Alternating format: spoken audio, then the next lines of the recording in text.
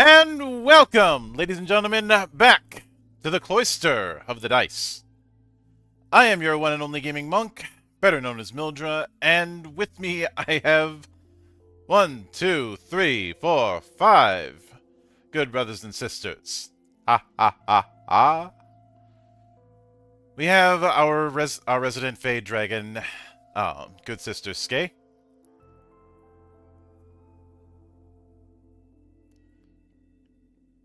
Who was Howdy. a bit Sorry, I was muted.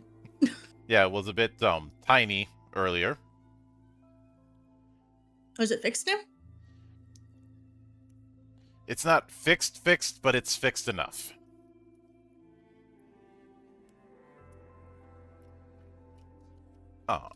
We of course have our resident mimic, good sister Sage. Hello, hello. We have our man who keeps insisting that I return the monkey, good brother Deja. Yo, He's not wrong, you know. we'll all do it eventually. You just don't know. Can't return the monkey if you were never monkey to begin with. I think We'll find a way, don't worry. I think you underestimate my stubbornness. We'll see. We'll see. We have our resident vampire, good sister Abyss. Hi. And the other dragon, and the one who probably would glare at me if I make double dragon jokes, good brother Vald. I like how I'm just the other dragon.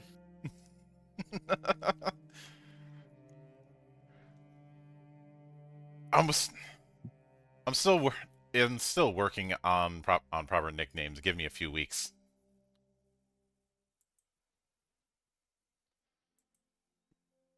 Well, that isn't a denial about not allowing me to make double dragon jokes. That's probably a compliment, honestly. It means you're not on his target list yet. See, I'm probably gonna get iron in my stocking this Christmas. Oh, I write angry letters to Santa every year that I don't get coal.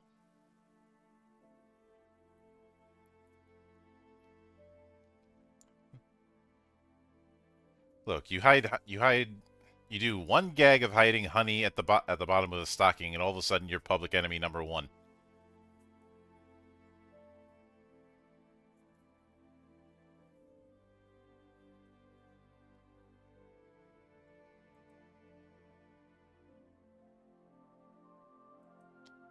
I'm not apologizing, though.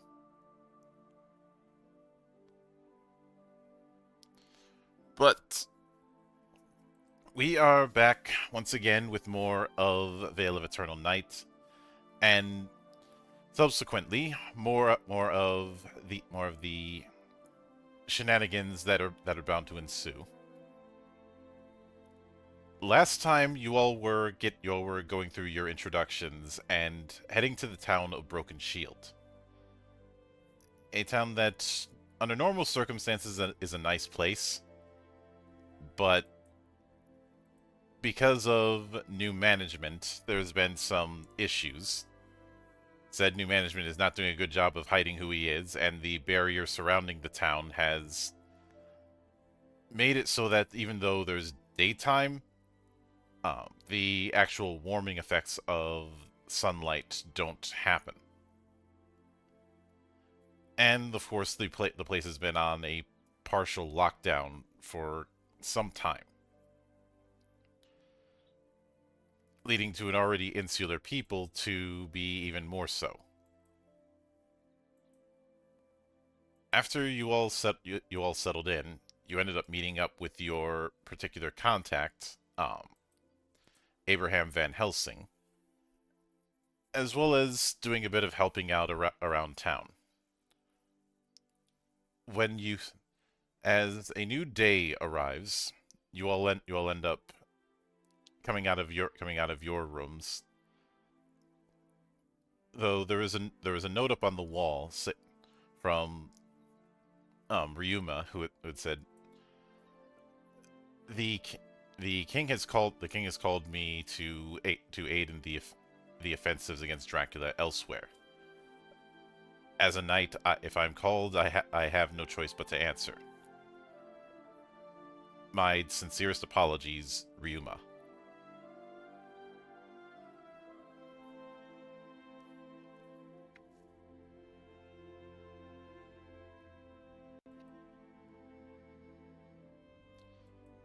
But other than that,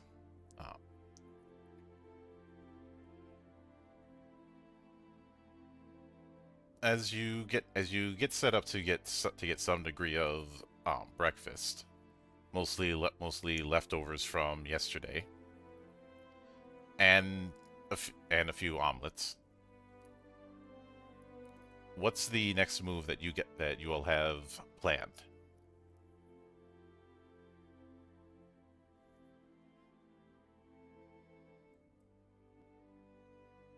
While I was gathering rumors, I was told there was a maid looking for help. Darinya was her name. So I think we should head out to see if we can help her. Yep. So let me.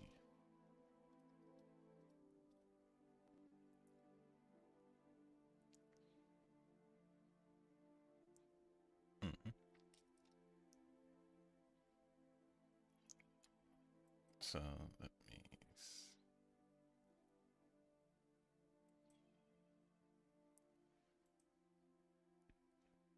Yes. Well, that is certainly one angle. Are you going to be going there? Are you going to be looking into that by yourself, or? Does anyone want to come along with me? I'm happy to look into it myself and meet back here later, or I can just go with people. I'll go with you. Okay. All right. Yeah, I'll go with you as well.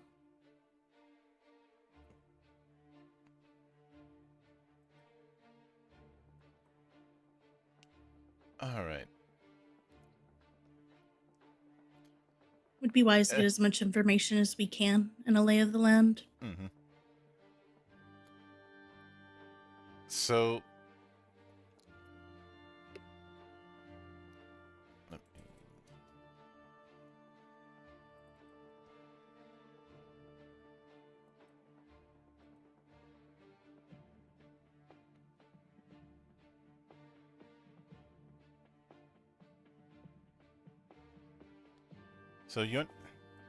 you do, and now as far as finding her, that is going to be a. I'd say that will be just a straight intellect roll. If you have a skill that you think will better fit, this is as good a time as any to use it.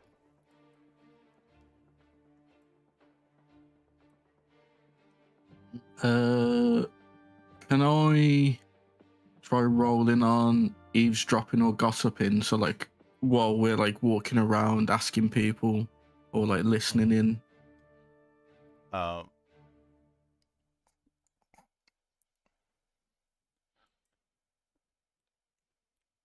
will allow eavesdropping.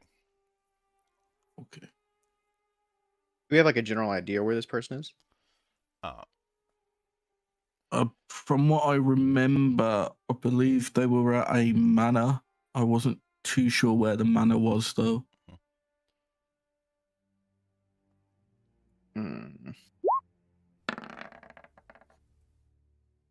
had a 12.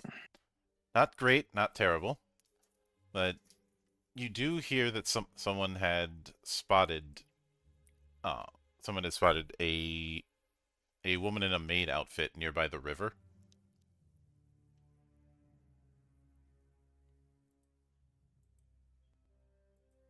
I guess we should go investigate by the river first then.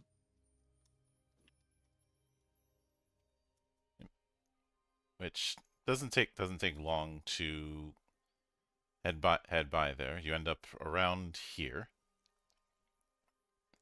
and you see what looks like a serving girl who's not very big. She's only 5 foot tall, and is carrying a large sack of something. But as you approach,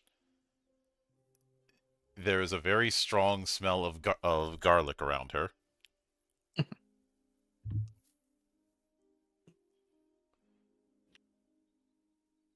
As a farmer, can I do some sort of check into the quality of the garlic?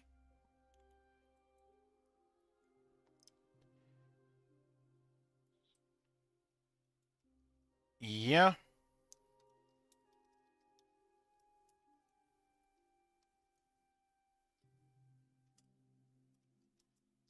What should I roll for it?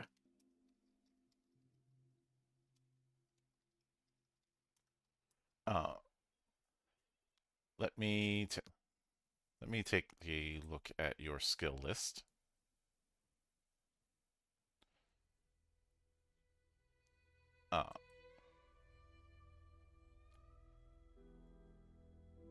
I'd say appraising. Okay.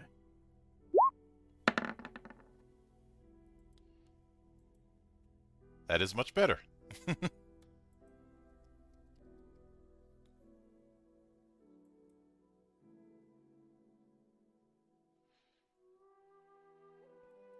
that is a much better result.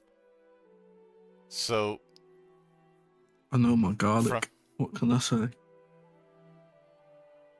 well, it wouldn't be the first or last time you traded in strong smelling things.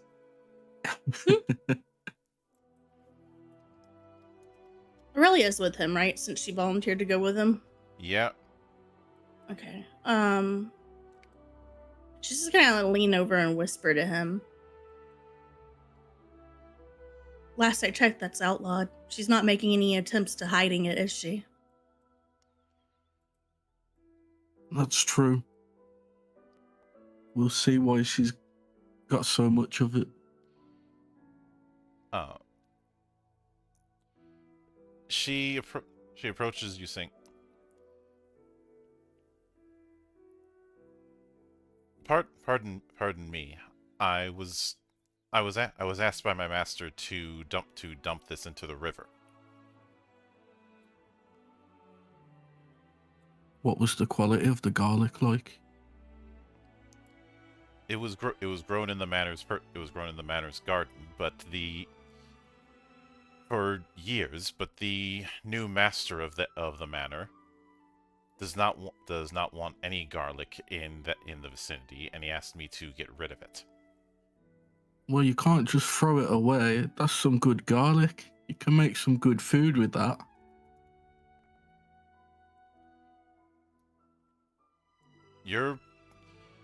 I know you all look like you're not from here, but I'm sure you're aware garlic is outlawed. Well, surely we could take it off your hands. It might be outlawed here, but I doubt we'll be stopping here too long. Could make some good food with it on the journey. Mm-hmm. Well, I was told to dump it at the river. If I come back with an empty bag,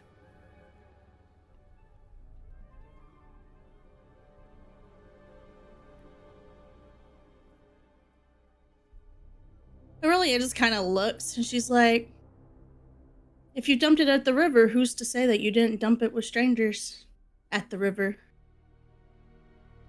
They'll know no different. They won't go near it. Or if someone picked it up after I dumped it.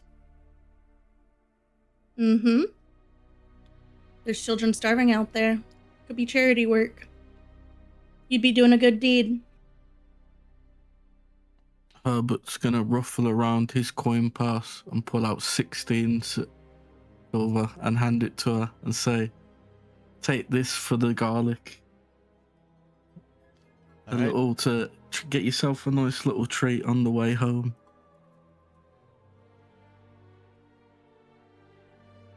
I think I will Can I do make that. sure that we're not being watched? Yeah. Please and I'd like to thank do you. that as well. Are you with us? Mhm. Yeah. Okay. I just didn't know if you volunteered to go with. You mean like a perceiving check or? I think that would be awareness. Yep. Just Well, straight awareness. All right. Okay. Oh well. Yeah, 19. well, mine was doggy doo-doo. I am. The dice god show no mercy. Amen.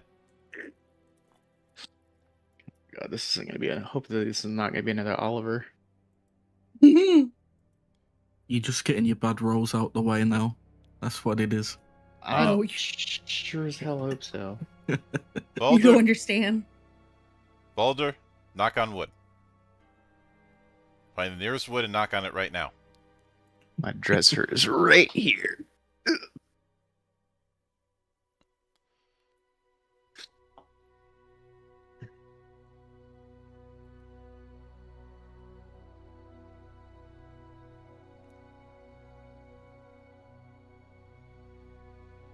But the girl thanks you and states,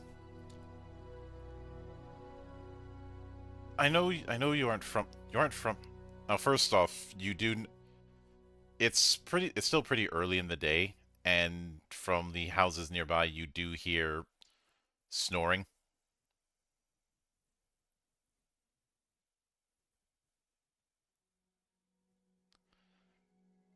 Like the kind of snoring where somebody could get drop kicked in the face and they still wouldn't wake up.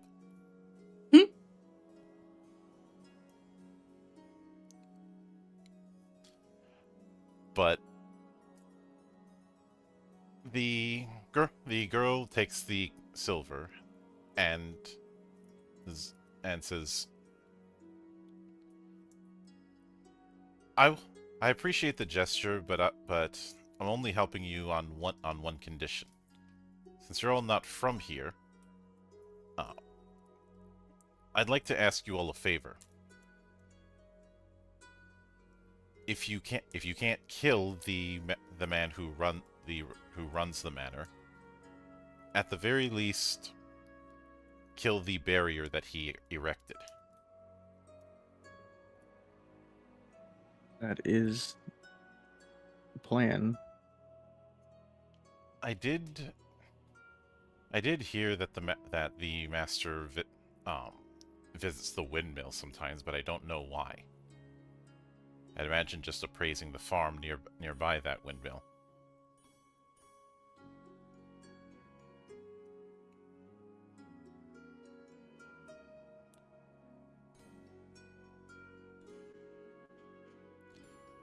After that, she gives a bow and then takes her leave. As you all have about a full pound's worth of garlic.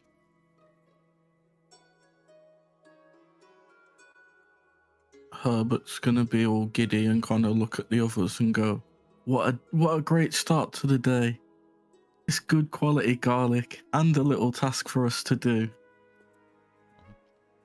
Well, we already did hear that he was last seen at the farm outside the city, so her seeing him or knowing that he goes to the windmill tracks at least. Perhaps while we're at the farm, I can pick up some more supplies, some more fresh veggies.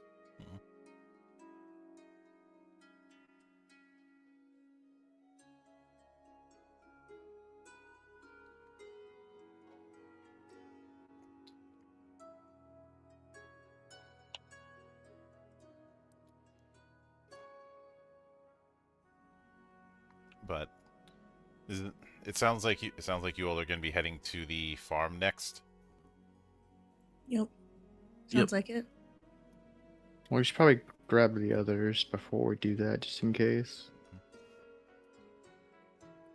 Good thinking. We can store the garlic back at the inn as well.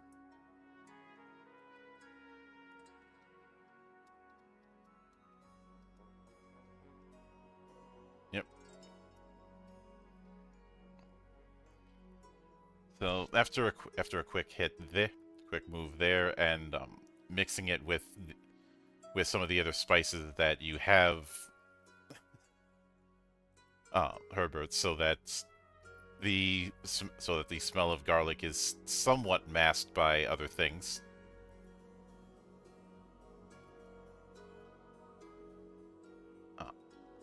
It's not a perfect solution, but it's a good enough one. Mm-hmm. You end up heading northward towards the farm, which is about from the inn to the farm is about a 30-minute walk. And it's still relatively early in the day, so there's less people walking about, even for a town of this size. When I say relatively early, I'm saying it's about 7-ish in the morning.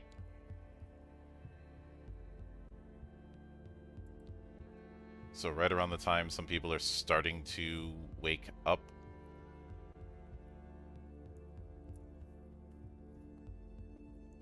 This is when we're heading to the farm. Yeah.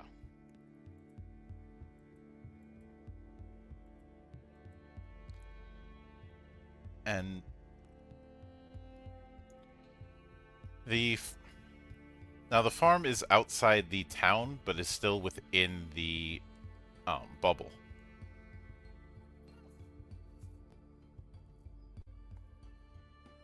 You do see that the farm is essentially a large is largely cornfield.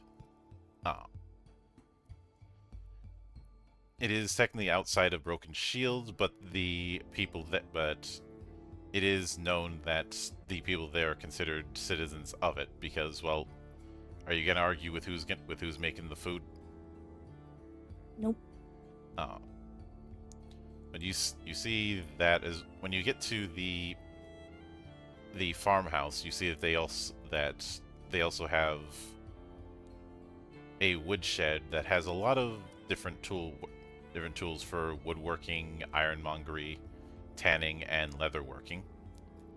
It certainly does smell like tanneries. It is a thing.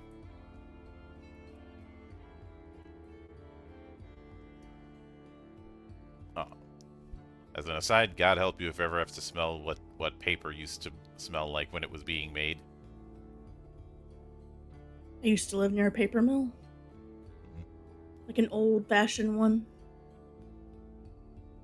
Way back in the day, paper was made from calfskin. Mm-hmm. Nope. I have been to a place where that method is still being used. You need to have a strong stomach in there. Yep.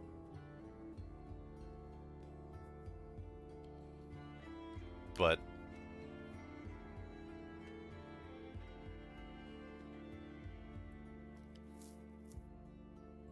as you head to the farm, the people there are certainly pleasant to talk to. But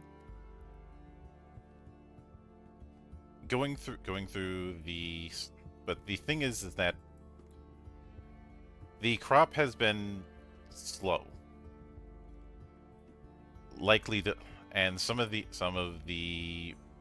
plants are looking a bit withered. But another thing you notice is that some of the soil, especially soil in the middle of the cornfield, looks a bit off.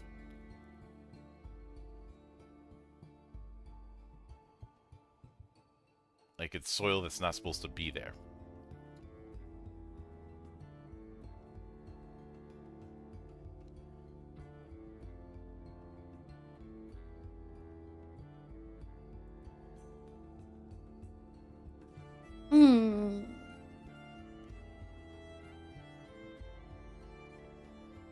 Would this be something that we would like notice as a whole, or just gotta search for it first? Uh, this will be a search.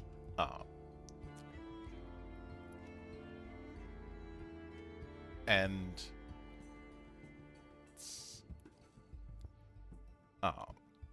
Scarlet, you get a +2 on this, and you'll see why in a moment. Oh, I see. So it's an investigation? Mm-hmm. Mm.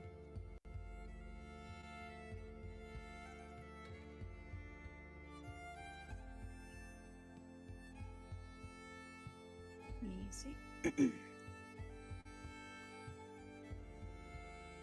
So just click on investigating? Yep.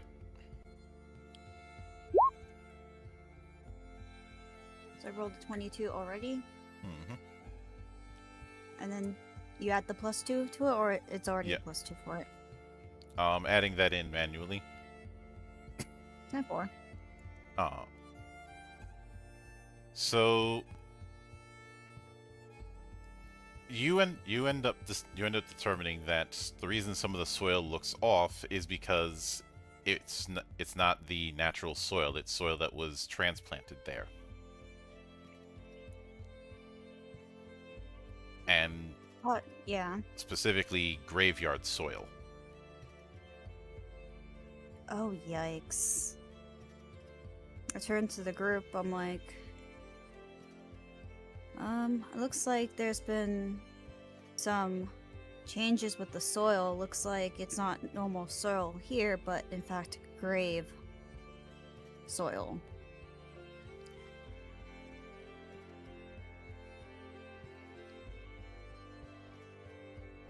And that's to like to everyone that's around me. Yeah.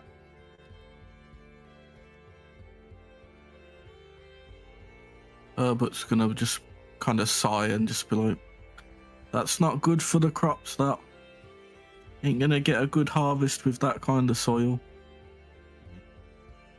I'm gonna put something in the side chat. I'm just going right in my book. I'm like, if it cracks like a duck and it looks like a duck.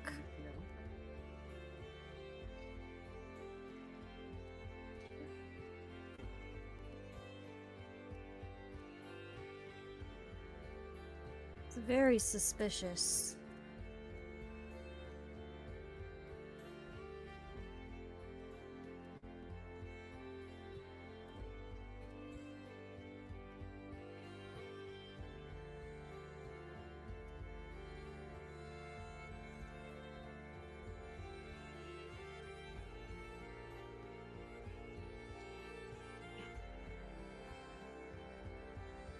Okay, that's good to know.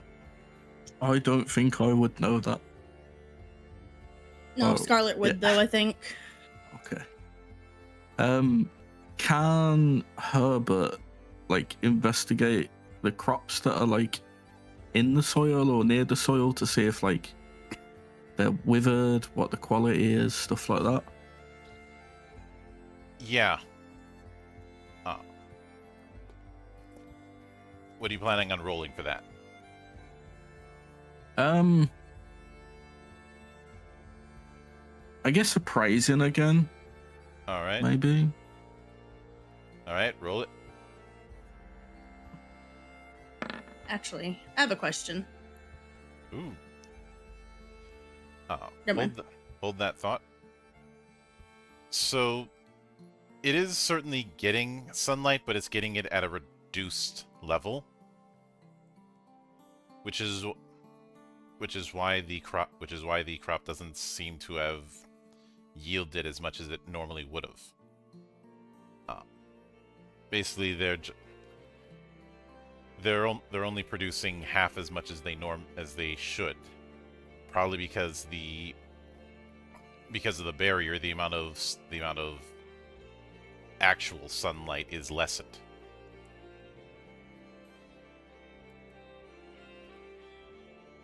He's just gonna turn to the group and just be like, "That's an absolute travesty. That they're cutting their supply in half right now. Clearly, they don't know what they're doing. Amateur farmers." You do hear someone in the distance say, "Oh, Lord Rennie's orders."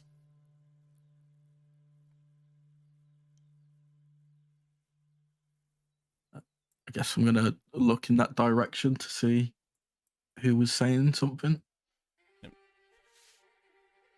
But before I get to that, Skay, what did you want to ask? The info in side chat, considering who my father was and the books that I probably would have read in my pastime, is it possible that I could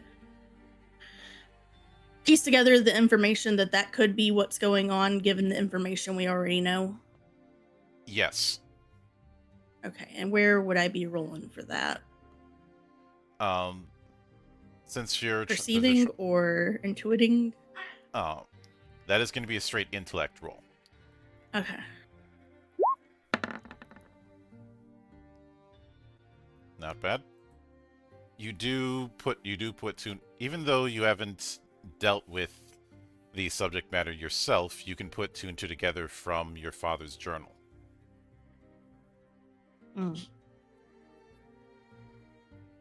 She's going to hold on to this information for now. If anyone else realizes it, they realize it. If not, she's going to keep it private until they have somewhere more private to discuss matters. Yep. Now, getting back to Wu, you were going to be heading to. You see one of the Richard brothers. Specifically the older brother, who introduced himself as Salt Richard. He says, "Yes, I know. Yes, I know. Make all these salt jokes you want. I've heard them all." He says,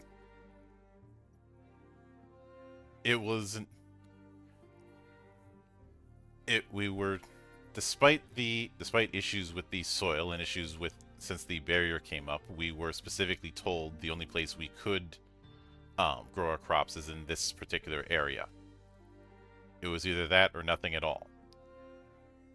And we're on a precarious relationship with the town, because if a full lockdown happens, we'd be cut off.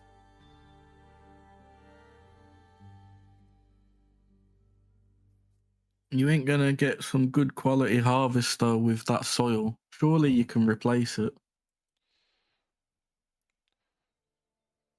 We proposed that once, and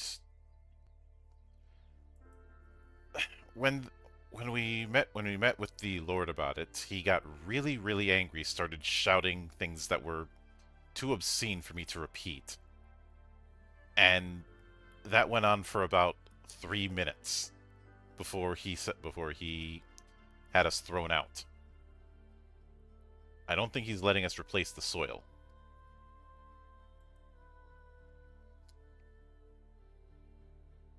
That's a real shame, that is.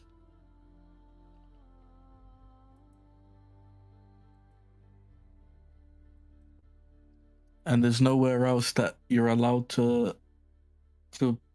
put your crop. Just this bit here with soil that you're not allowed to replace. Mm-hmm. That seems a bit unfair, don't you think?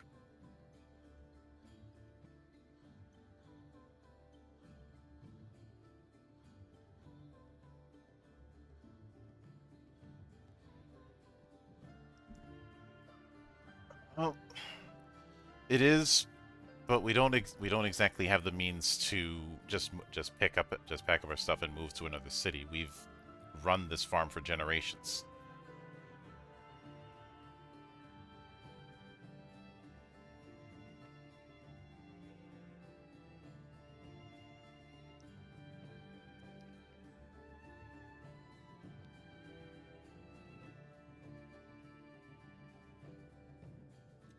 That's a shame. And Herbert's just gonna kind of turn to everyone else and kind of call them over to get them involved. Yeah, Just be Aurelia's like- gonna. Oh, sorry. I was just gonna say, yeah, and he's just gonna be like, "Let me introduce you to my friends."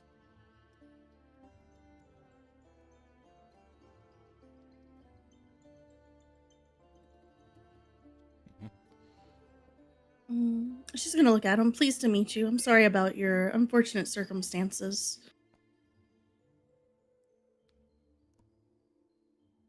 It's unfair to ask of you to make these sort of changes and sacrifice the quality of your crops, especially on your ancestral land. You have a born right to here. You should be allowed to do what you want with it and see that it prospers. Well,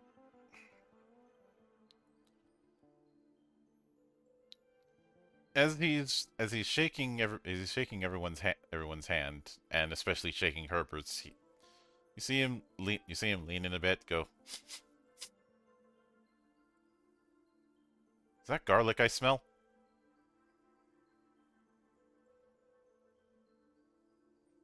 On the journey here last night, I made a lovely garlic and, well, a vegetable soup with some garlic in it. Sadly, I've got none left.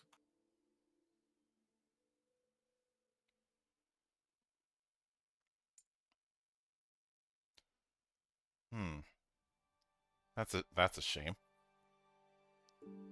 We had thought about growing garlic on the farm, but perhaps if you had any more of that, we'd be happy to plant it in some of the areas that we don't have corn in.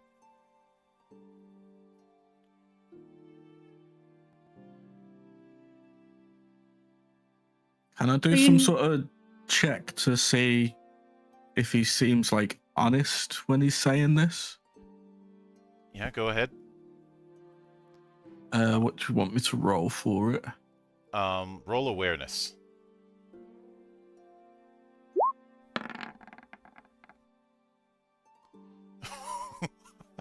That was almost a 2. Almost a 15. Oh no.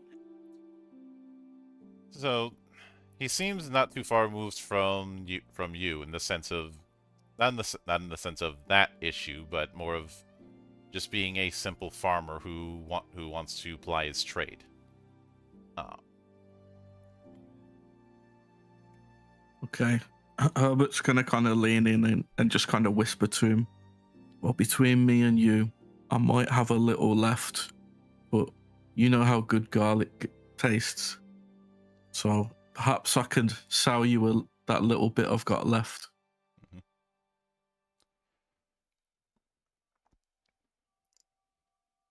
Look, he nods and says, let me show you a patch."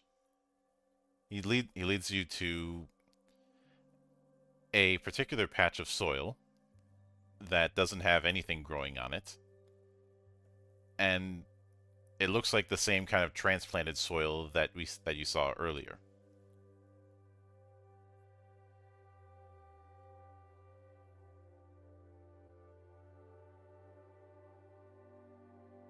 Can I do some sort of investigation to see if it would be good for growing garlic? Like good soil for it? I'm guessing probably not. Yeah, roll intellect.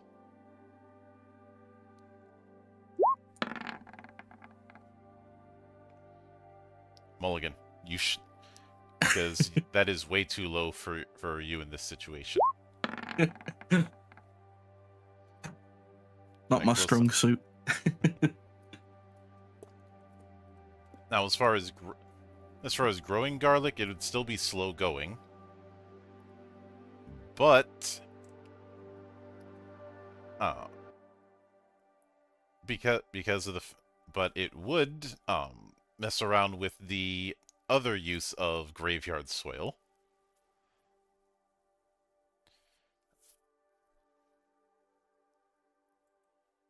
I don't technically know that though. Mhm. Would I guess Aurelia I'll just already know this though, based on that? Yes. Okay. Aurelia's just gonna kind of put her hand out in front of Herbert and kind of shake her head. You can kind of tell based on the look on her face that she's trying to tell you something's up and that this might not be a good idea at this time. Check the side chat. Oh, is there more now?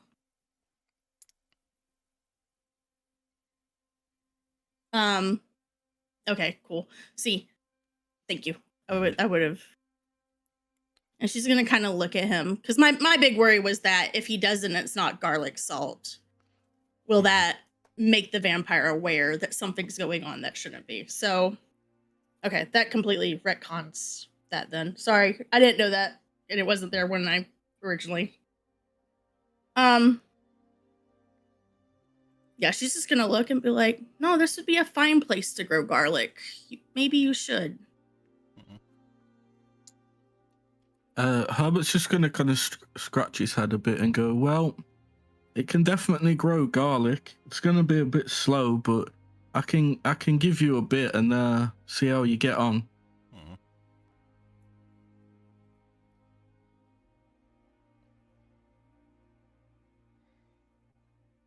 Yeah, and as the two of you start planting,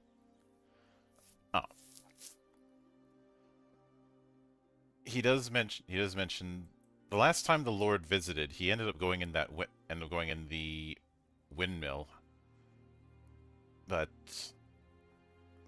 we haven't been there in a while. It's seen better days, but we were told to stay out. He didn't say anything about you, though.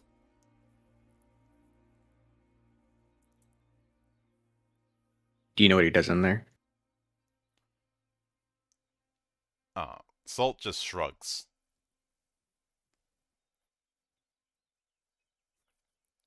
Oh, I suppose looking wouldn't hurt. If he hasn't been around for a while, he's probably not gonna notice. So, as you approach the windmill past the cornfields, it stands among overgrown grass and brambles with lichens growing on weathered stones. The windmill clearly has seen better days.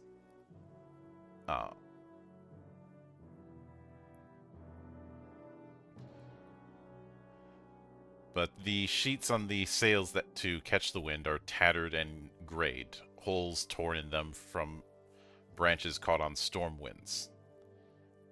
Normally these would be replaced or patched, but nobody's come to replace them, and they're fraying at the edges. Some of the cloth and wooden frame have blackened with mildew and starts to fall away. But there is enough sheet left that a breeze will turn the wind shaft. It turns very slowly, creating the sound of a ghostly creak from the machinery inside.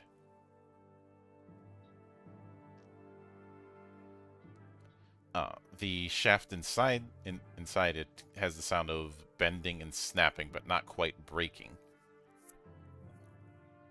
While the wind whistling through the sails and crumbling roof sounds like too much like a human wail.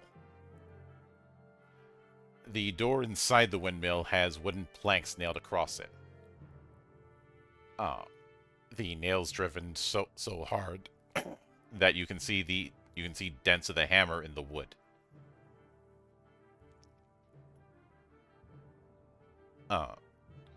And with the weathering of time and the elements on the door, it looks like if you tried to pry the planks holding the door shut, you'd break the door in the process.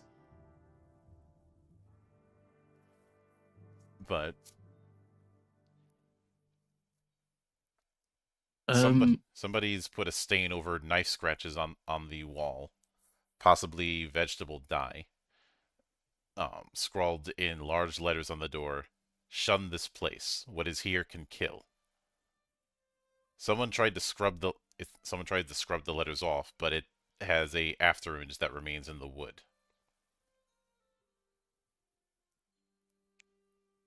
Herbert's gonna turn to the others and be like, I know a thing or two about building, so let me see if I can open this door without breaking it, because it doesn't look that sturdy. Can I do like a carpentry check then? Um, See if I can like remove the planks safely without breaking the door. yeah, you can try to.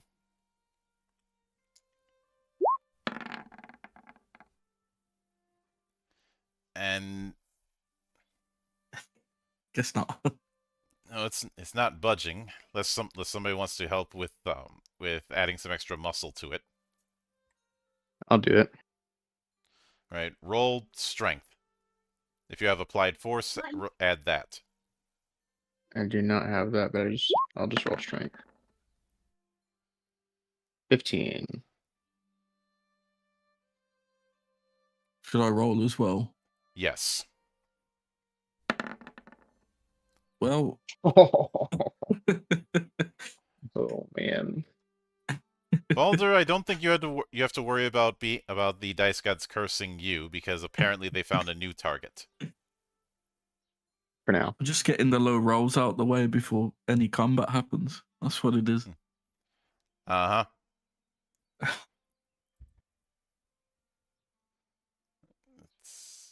All right. Well, hopefully that's enough.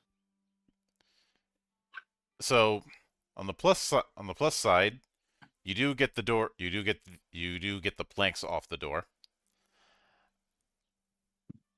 On the downside, now there's no door, and I need both of you to roll dexterity as dozens of bats fly out of the windmill. There we are. That's what I like to see. From negative to positive. Nat 20. Let's go. It's my one for the Yeah. the I rolled day. a. What did I roll? Oh, holy crap! A 3. You managed to duck and get out of the way as dozens upon dozens of bats come out.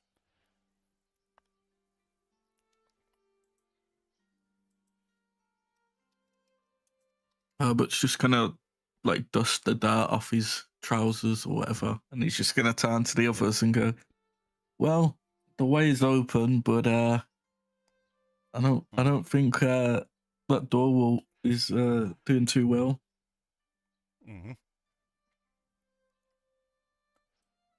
Though you see them try and get out and escape with a frightened frenzy. Unfortunately, a good chunk of them, when flying, hit the force field that's surrounding the town, and a few of them just ding, but several of them end up breaking their necks. Oh.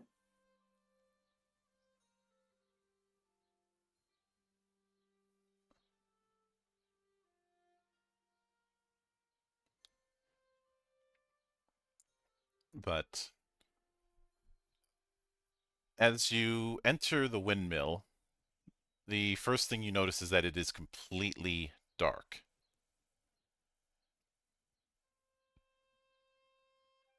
I believe I have something for this. Give me 1 second. Mm-hmm. I do too, but I'll wait. I have a cantrip, illuminate. Was it bring a brilliant point of light into existence? Choose an unoccupied point within range. Create an orb of light. You may choose its color when you cast it. The light sheds bright light for up to 20-foot radius, and dim light for double the distance of the bright light. Alternatively, you may choose to light up when we shed dim light. Mm-hmm. Yeah, so I'll do that. It's just gonna be like a normal fluorescent colored light. Mm-hmm. So, You sure you don't want to give us RGBs? No.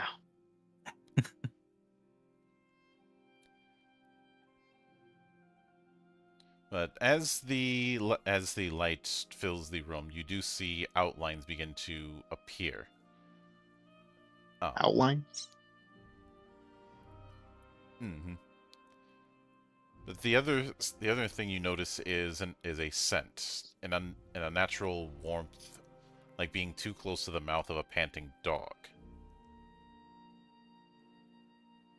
and a hint of rot. Is there like any like airflow? Like, can we feel where if there's like air being moved where from? Not really. The air is fairly stagnant inside here. Um, you do see outlines appear at the wind shaft, stretching down at a crooked angle, and the millstone at the center of the windmill. At the edges of the windmill are bags of dried corn that have long been left to rot, and a few bags of milled cornmeal. All of them abandoned to dampness and bugs or larger creatures. Basically, the corn here is long past salvaging. You see corn husks strewn all over the floor and equipment upturned in what clearly looks like a struggle. Several bags of cornmeal are torn, their contents all over the floor.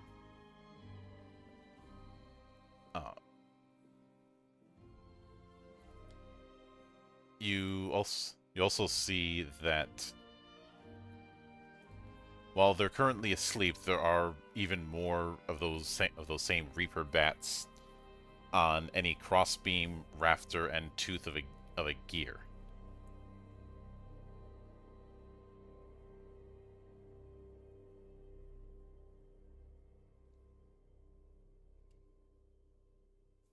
You said there was like signs of a struggle. Mm-hmm. Can I possibly use like my tracking skill to see like how many people it was? Did they ever leave here? Where did they go? You can.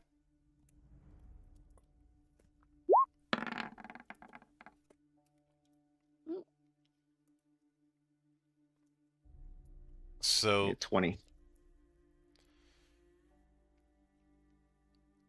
you you find a gash in one of the stone walls that looks like claws, which trails off into a bloody footprint. Also, some old bags of cornmeal underneath the claw mark have been slightly disturbed, but still have the shape of what looks like a body imprinted in the ground corn. A few spots of blood stain. The blood stain is long since dry. On the bag where the body's neck would have been. Beneath the millstones, a necklace pendant with a icon of the Celestial Council has been crushed, next to the remains of a human hand. Someone has doodled a mocking, inverted version of the symbol using the dried blood. Underneath the scattered cornmeal, some of the grains stick to what appears to be old blood, large letters reading, "You can't run," smeared on top of an unfinished, scratched message that someone attempted to make in the stone floor with a rock. Whoever scratched this message only managed to etch in 2 letters before whoever their attacker was caught up. C and R.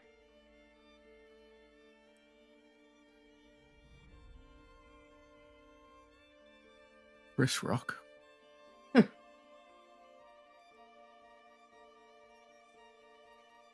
What's Um, the former mayor's name? The former mayor was the Bradshaw family. Okay. The current mayor of sorts is Chester Rennie.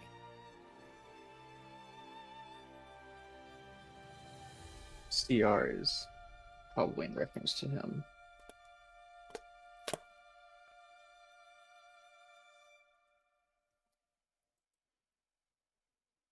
On the other hand, you guys did say a couple weeks ago he's not doing a good job at hiding who he is. Yeah.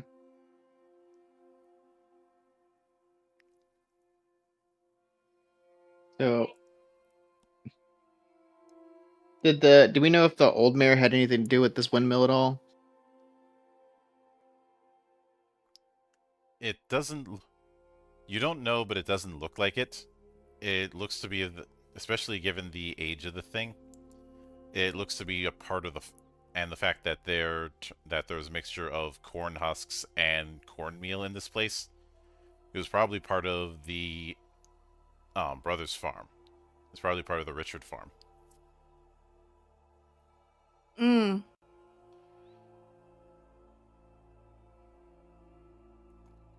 Oh.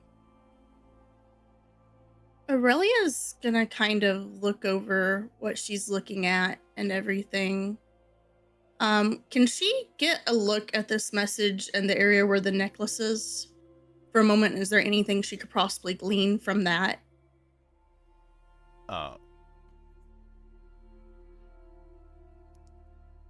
The indent where the body was, the bloodstain is close to where the body's neck would be. Mhm. Uh,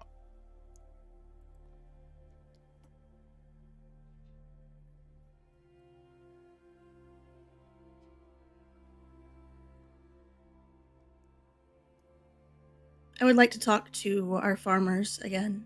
mm-hmm. As you head back to the farm, you see them go. You see Salt going. What? You look like you went. You look like you've seen something you shouldn't. You all right? Is anyone from your family missing?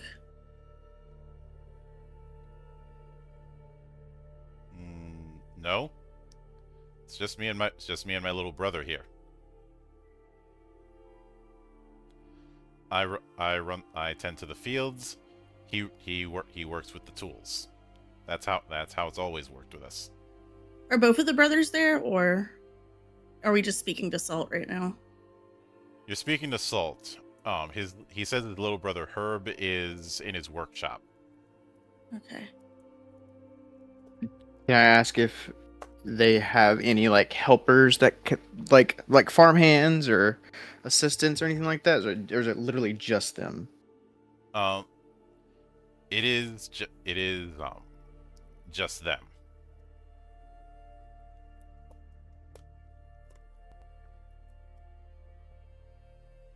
Tell me more about your family. What brought them here? Who was your father? I'm sure that he wouldn't want to see this farm in the condition it's in, correct? No. Be a pity. No, but in this part of the world, you see rulers come and go quite a bit. All we're doing is just biding our time until someone else steps in the chair. You're probably aware that this region is a bit lawless these days. So any protection has been better than none, even if it means a bit of damage to our crops. Indeed. They're human, correct? Or was it not mentioned? Humanoid. Humanoid, okay. But some are humans, some are elves, some are dwarves. Oh no, I meant the people we're talking to right now. Yeah.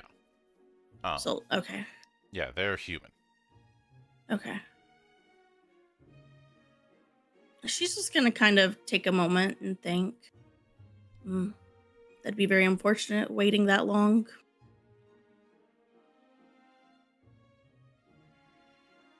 You might never see that day if nothing's done about it. Well, there's only so much we can do as a couple of farmers.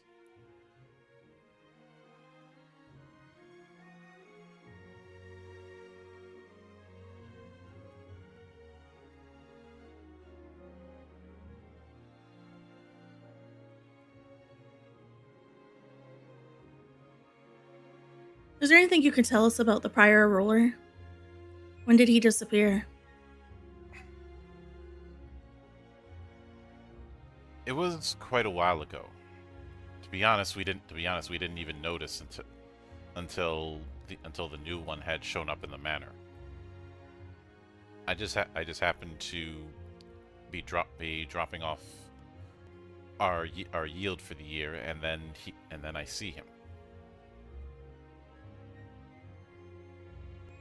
She's going to nod and just kind of take this information in.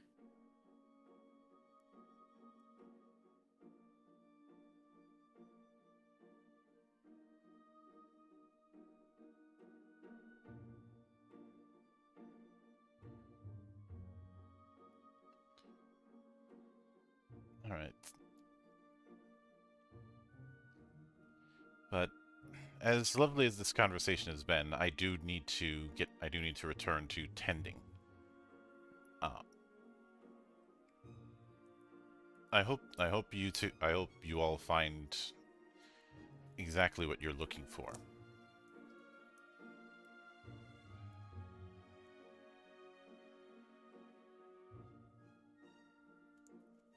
Anything we can do to help? How is his name spelled, by the way?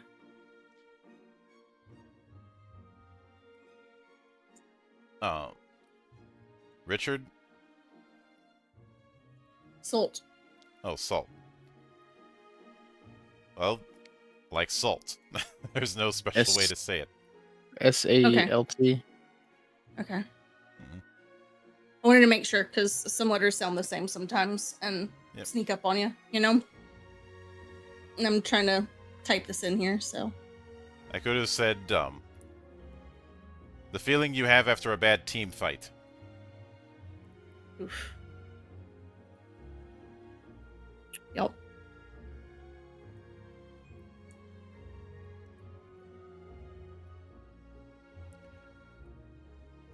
But, or if somebody tries to feed.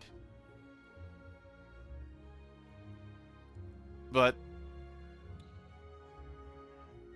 after you all end up taking your leave,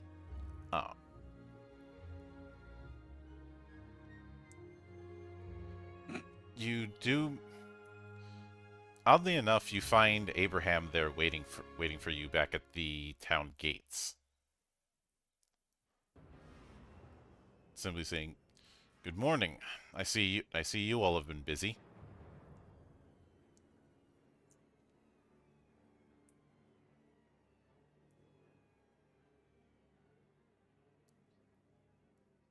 Herbert's gonna respond just being like, we went to the local farm and I gave them some tips.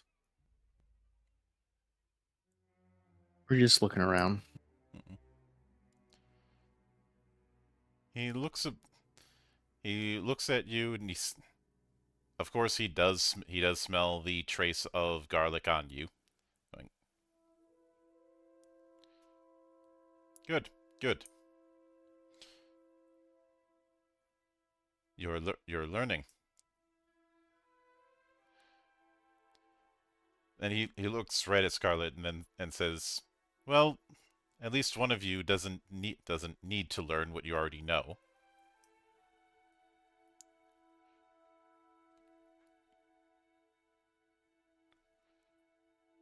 I'll just do a nod.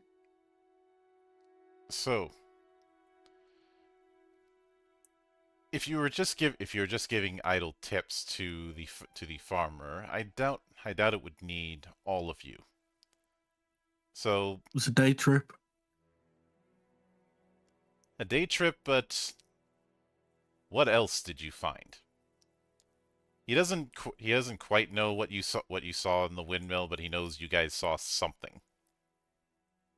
Aurelia does want to use this moment to bring up the concerns with the graveyard soil.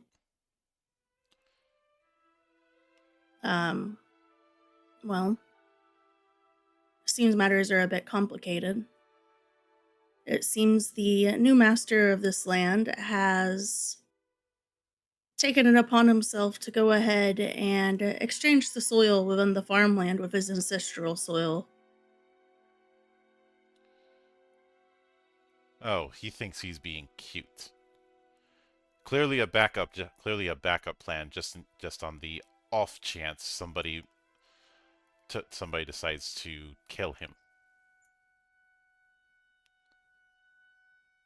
Thankfully, our farmer friend here took it upon himself to plant some of the garlic, or offer to plant some of the garlic in a small patch that also has the soil.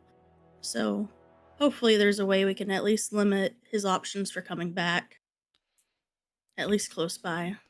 If you planted garlic in that area, then he won't be able to use it.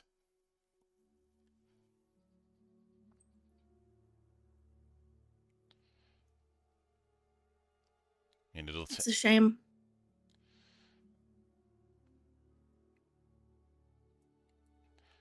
but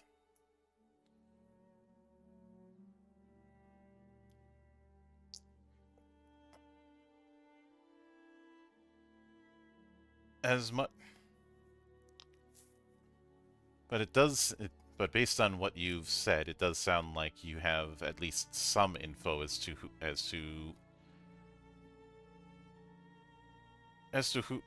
how we could deal with things.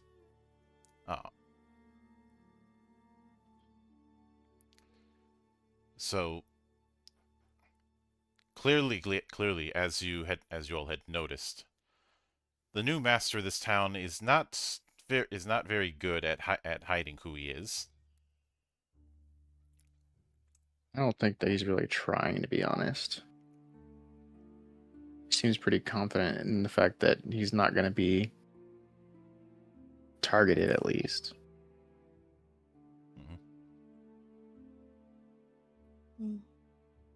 He has enough pride to go around.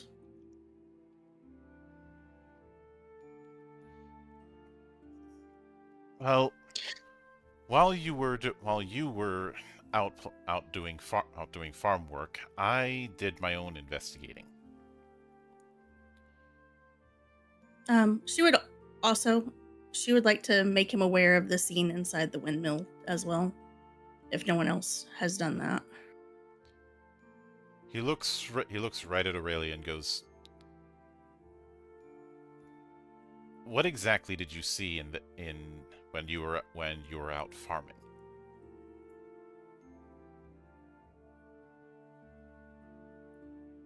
Within the windmill, there were signs of struggle. Bags of corn ripped open, blood, various places but long since dried. There was a place you could tell a body once laid, and the blood came from where the neck would have been. We did find a necklace. We left it undisturbed. It was of the Celestial Council, smashed with a note next to it that says "You can't run, CR," and the emblem mockingly drawn next to it. The CR portion was written by whoever was killed there. He's getting a bit comfortable in his position. No doubt treating the windmill as his personal feeding area. It reeks of rot in there. I'd imagine so if he was dealing with the dead for that long. In all likelihood, he's using that windmill as a place to feed undisturbed. Not to mention the pest problem.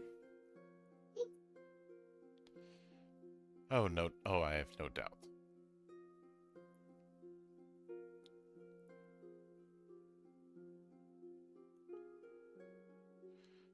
But I did learn that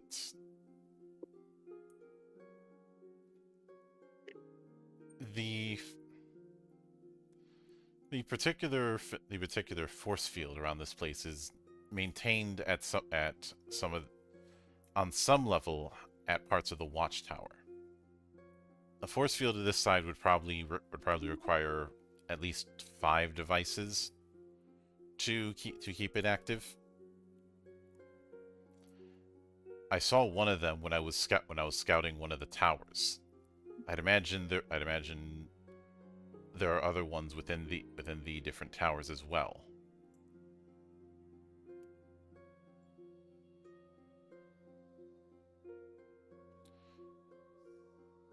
And Which tower specifically did you find one at?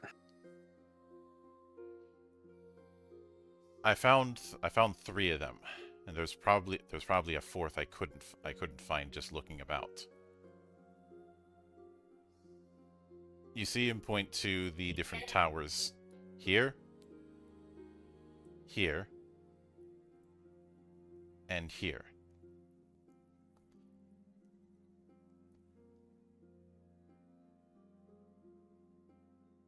There is probably one more. If you want to remove those, you can, but that's just more so for me. Yep. Do we know if the guards that are within these towers work alongside him, or are these original villagers? In all likelihood, they're villagers. The vibe I've gotten is people either aren't aware that the new mayor is a vampire, or they just don't care. Or I doubt it's that they don't care, that if they do know that there's nothing that they can do about it, and they know that. Mm-hmm. Or they're too afraid to. Regardless, I do want to go check out one of these towers.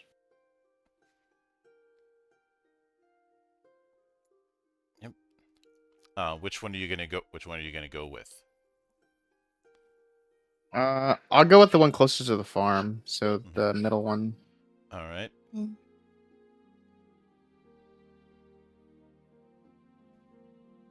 I think that's a good shout. So the tower is guarded by town guard, though it's clear from their appearance the town guard here is essentially local villagers in leather armor, or making do with what they can get. So just militia. Mm-hmm. Okay. Certainly a threat in numbers, but you'd imagine there's only a handful. Before we actually try to get into the tower, kind of keep my distance a little bit just to see how many there are. Mm-hmm. Yeah, roll awareness.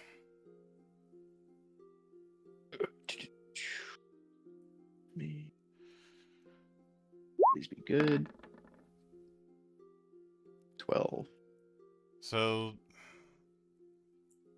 there's only about 4 that you can see. Is there are they roaming, or are they staying put? They're staying put. They're not all that active, especially given the time of day. Okay. But as you do sneak around, you do see what looks like a arcane device with a lever on it. Well, I don't want to pull anything on it, but I do want to inspect it. Mm-hmm. It is clearly arcane magic. This is the lever it's clear that this lever is pulled whenever they're letting someone in or out of the city, as a way to temporarily disperse the force field.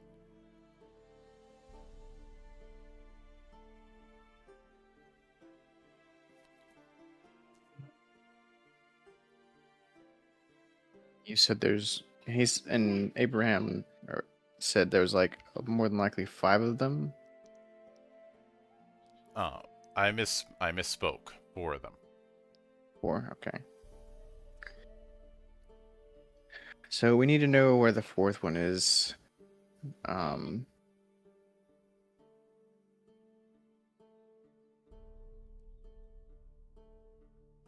I want to get rid of these things, like,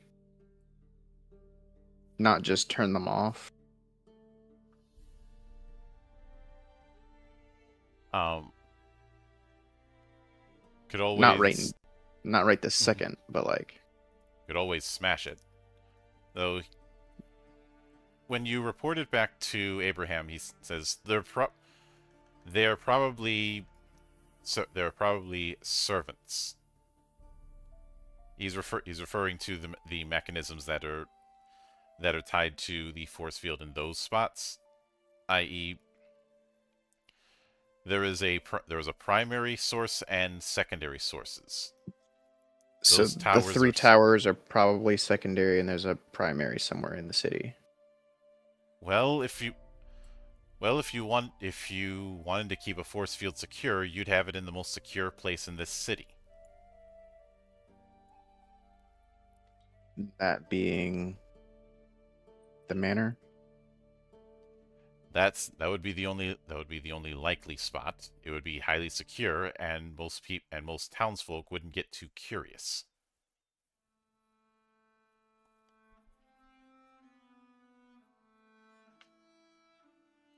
Okay. So our best course of action is just to get rid of the vampire and then get rid of these things.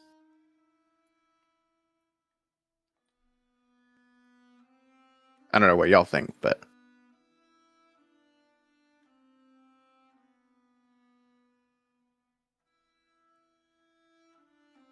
Sounds like it's our best option. the only issue is trying to find this guy. And so far, he's only been seen at the windmill at the farm. Although we could try to find that maid girl again. She might be our way in. Oh, hold on. Can we actually find her again? Because maybe she knows where this thing is. As you're discussing it, Abraham interjects. We've danced around it long enough. I think the only place that we haven't investigated in this town has been the manor. Well, we do at least know of someone who has been inside.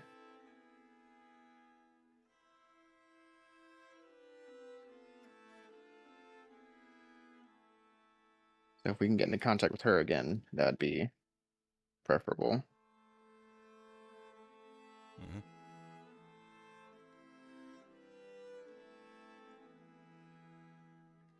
I don't know if that's something that you can arrange for us, or if we're gonna have to do that on our own. But I tried to arrange a meeting using the Harker name. That didn't work.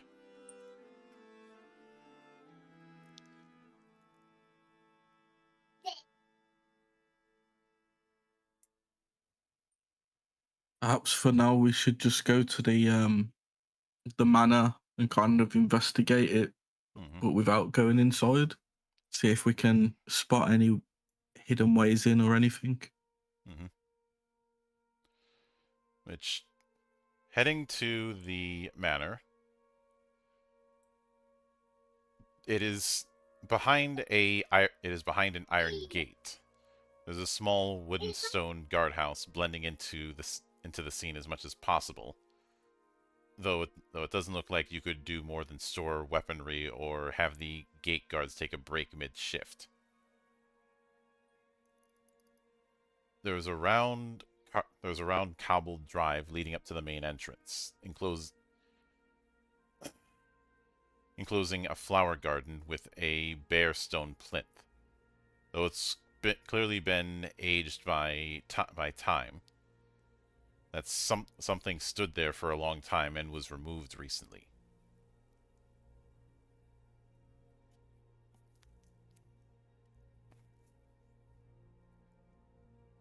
but the front of the manor is 2 stories tall, with the main building rising to 3 stories.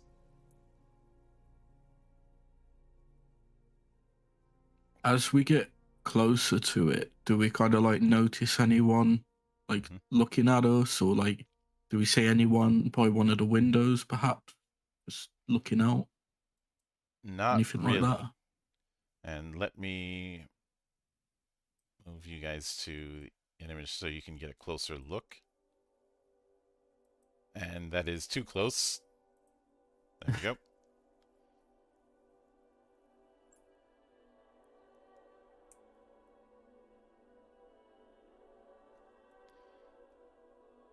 So you do.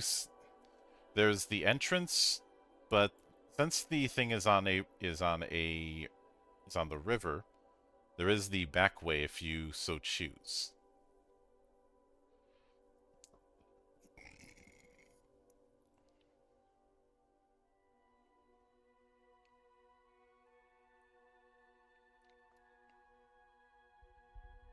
Looking around from like the front of it, does it look like it's quite a populated area? Like if we were to enter from the front, would people be able to easily notice us doing it? Not really. The windows have been shut tight, and they are covered with heavy drapes. There's also the fact that from this perspective, you don't see a way to look inside, and of course the main entrance right here is essentially walled off. Is it like wood, like planks and stuff, or is it like stone, like walled off properly? It is a wood. It's an iron gate with a wooden bridge. Okay. Herbert's gonna turn to everyone else and just be like, well, we could enter from the front, but it's probably gonna take us some time, so perhaps we should try getting round the back, seeing if we can get in that way. It's probably less discreet too. More discreet. I'm fine with that. If we can figure out how to do that. It looks like there's a dock around back too. Mm-hmm. And it leads straight into the... Yeah. Oh. Yeah. You do find a spare punt that's not being used on the docks. And for those unaware, a punt was a very small boat.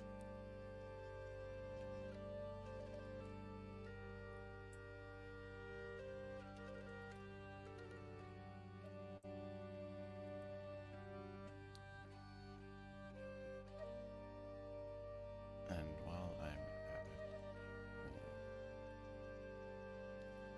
it, actually, not quite yet. So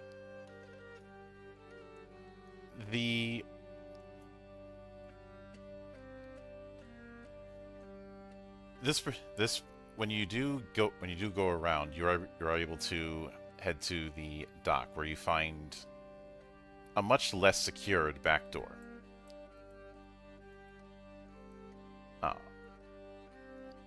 It's clear this is a spot that's meant for shipments from merchants. And there's a few small rowing boats in the area. Should any guest or the governor wish to do a bit of river boating. But a little ways further in, you see what looks like a garden of lilies.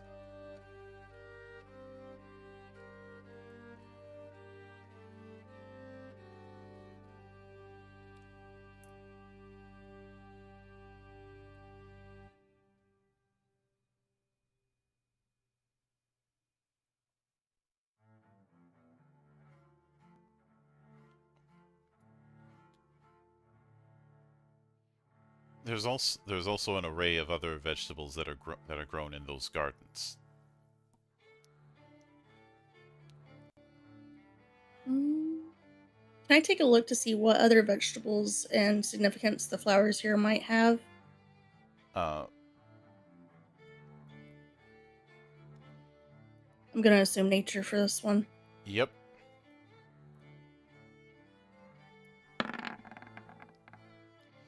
Ooh, Damn. you almost got a 20. It fooled me. Mm-hmm. As I said, the dice gods show no mercy. Amen. But you do see various herbs, a few vegetables, and quite a few lilies of the valley.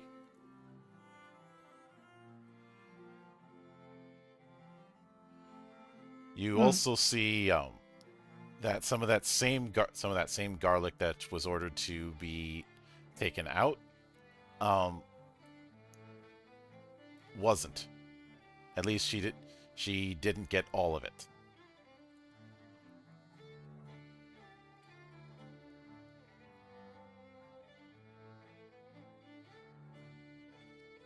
She's gonna mentally take note of that. She doesn't know if it was intentionally left or if it's just didn't have enough space for it coming back later. Mm-hmm.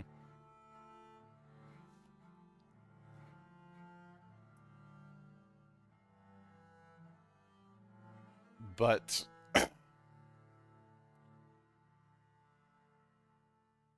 fortunately, you do. How's the soil? Oh, the soil's good. Hmm. It's still dealing with the stunted growth due to the force field, but the soil is good here. Okay. Oh.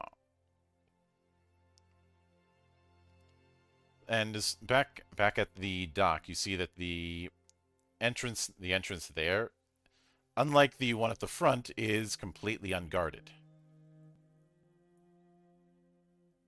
Seems like a pretty big oversight.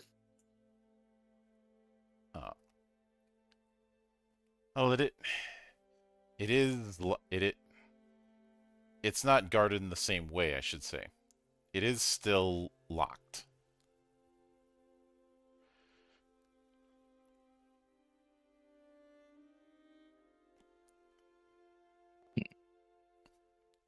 Oh, it's just a normal ass lock. So We could just break it. Yep.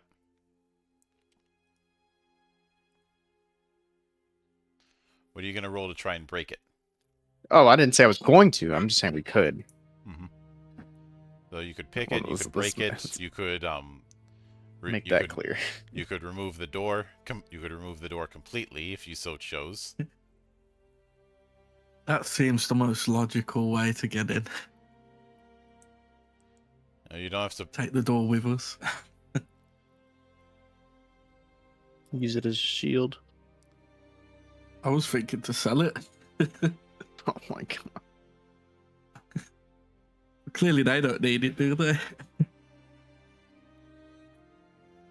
Can Herbert try using like carpentry to I guess remove the door, but in a way that he could put it back on the hinges? Yes, I will allow that. I'm ready for the nut one. It's not a nut one. Close. Yeah. Yeah, close. But close only counts in horseshoes and hand grenades. So He's just gonna shrug and kind of look at everyone and go, well, it's too complicated for me. you can try again. Go on then. I'll give it one more. I guess. Yeah, of course. Of course. The duality. Hold up, using the wrong form. Give me 1 second. That one intellect finally popped in. It's like, wait a minute.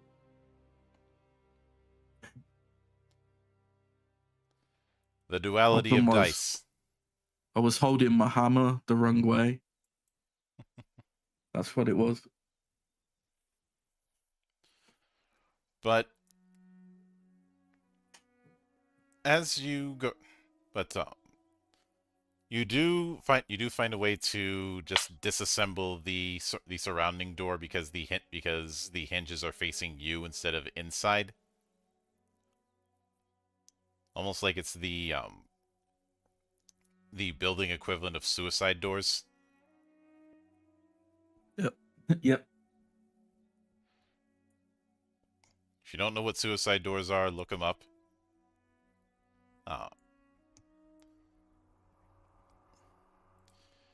But you eventually are able. The door is. You have to take a step back as the door falls to the ground with a plop.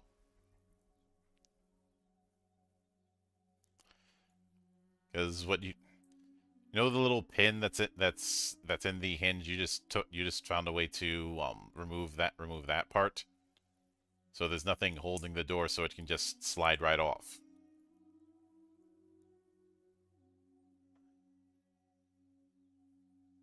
That's perfect.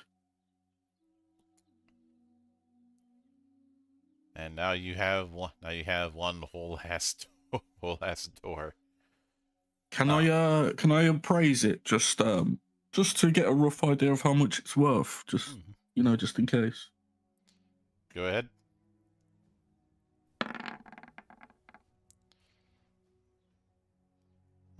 It's certainly the quality of door you'd expect from a mansion. Probably get about 12 silver out of it.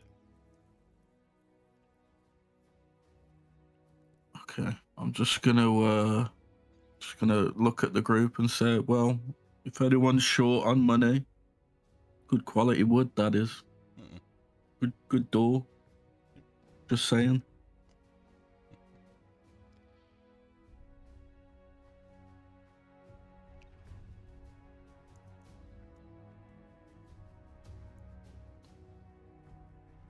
How did we at least do that quietly, by the way? Or Yes. is it pretty You did okay. manage. It's not like you just stood back while the thing plopped down. You did catch it. Okay. I had to ask. All fair. But well, I mean, do we notice anything immediately once the door comes off, like inside? It does lead to what was basically the service entrance.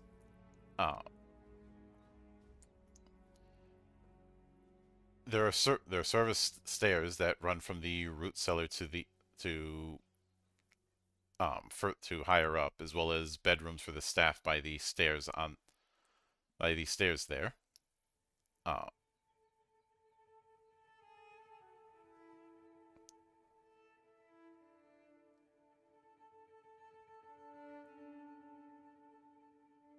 Does it look like it's dark inside, or can we like see in? Oh, right. you can see in. Okay. It is lit by artificial light. But real quick, before we go any further, Aurelia is going to look at Scarlet, and she's going to just take a moment and give a brief pause before they enter the building. You're a resident hunter, are you not? Is there any information you'd be privy to that we should probably know before entering into here that you could share with us?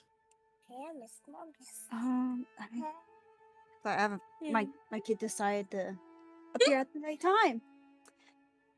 That's how it works. They're joining us. They want to investigate. Husband to help me with things.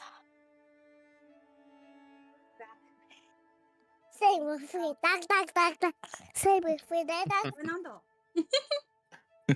He turned 3 a couple days ago. No. Go get daddy. Go get daddy, baby. Go get Daddy. Daddy's sleeping. He's bored. Yeah, he is bored. Here, go get him. Yeah, like kid just opens the door, my cats just run out, and I'm like, I'm gotta wrangle up my cats now.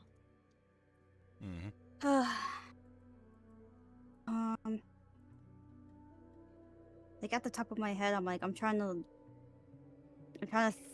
think what I can say that what I learned about vampires. But I'll probably look at her, and I'll let her know, like, if I see anything, I'll let you know. I don't know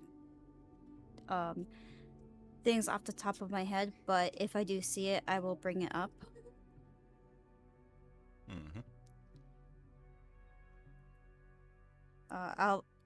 I'll most likely be looking closely within my surroundings, especially with like rooms and such. So those are mostly what I'll be investigating. Yep. But before we go into the manor proper, we're going to take our requisite 10-minute. So Can I just ask one thing before we break? She said there was like artificial light. Are we talking like candle lights and stuff? So like someone's basically here or has been here recently to some degree. Yeah, somebody's keeping the lights up. Okay. I just turn to the party and say it seems like we might not be alone, and then that's my bit. All right. So get your drinks, get your snacks. Use the monk's room if you need to. Use the privy if you need to. We will be back in 10.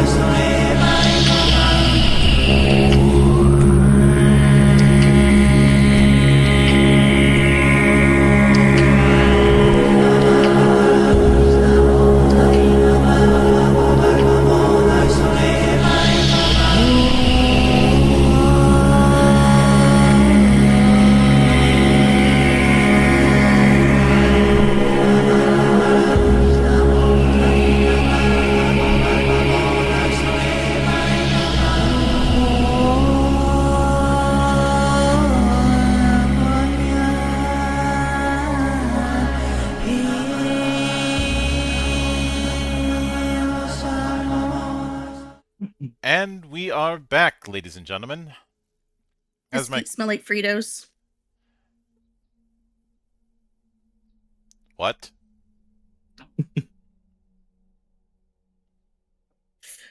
I'm not sorry. Nothing.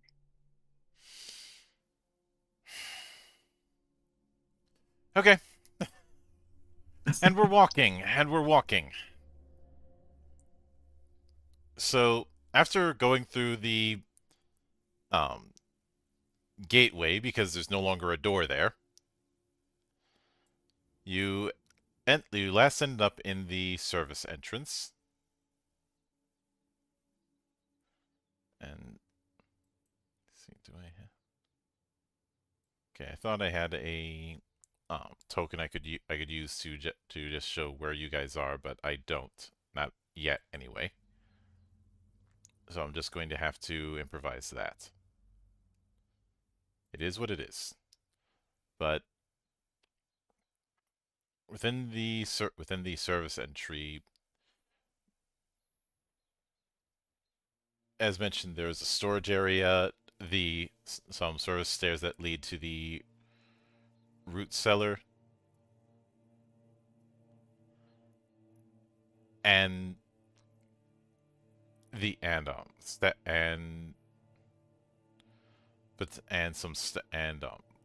places for the staff. But immediately there's the room to the north and to the west. Which one do you think you're going to go into?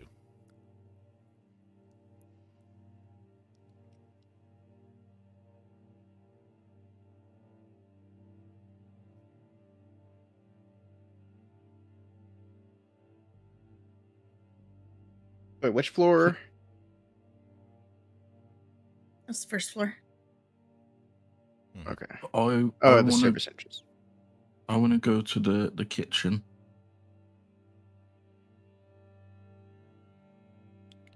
So laundry and kitchen. Yeah, I want to see if they got any food in there.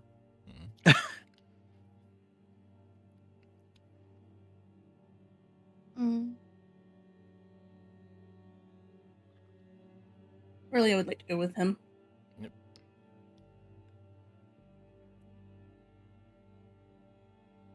So as you go in, you see that this is one of the few places where the windows aren't covered with curtains or shutters. The windows are narrow but let in light, so people could wash and cook without lighting candles or lanterns. The kitchen has a larder further eastward, not as well stocked as it potentially is meant to be. And next to the larder is a dumbwaiter, where the kitchen can run fresh food up a pulley system to the second or third floor without carrying plates up the stairs.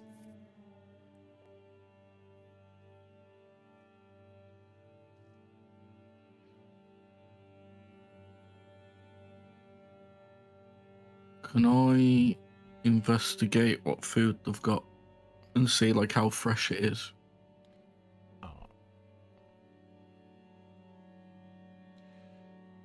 The food that is there is stuff that's been salt preserved, but you don't smell garlic, just regular old salt. Does it look like fine to cook and eat? Yeah. Yeah, I want to take some. Robbing the kitchen, I see. Oh, the place is boarded up. They clearly don't need it. That's fair. Might come in handy for us.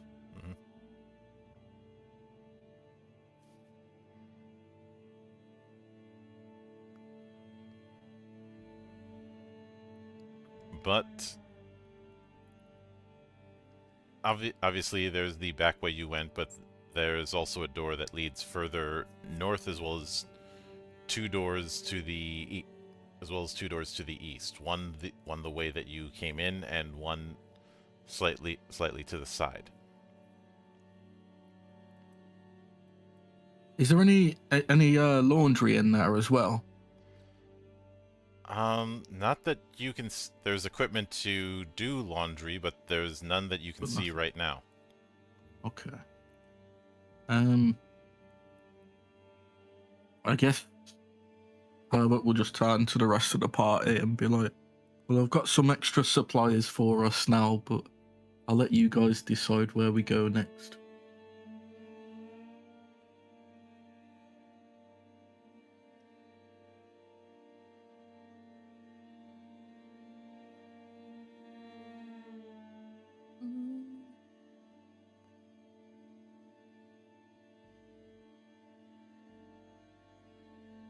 I would like to take note of if I hear anything surrounding us, like further down the hall.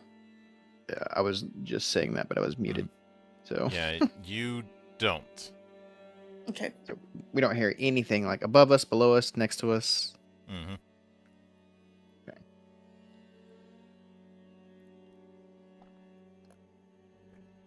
Yeah. She's. Can we possibly go down to the basement?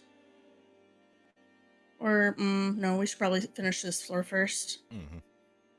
Mm-hmm. Since there's the entrance from the laundry room into the dining room area, can we go through there to the dining room? So I'm assuming you're talking about this dining room. Yep.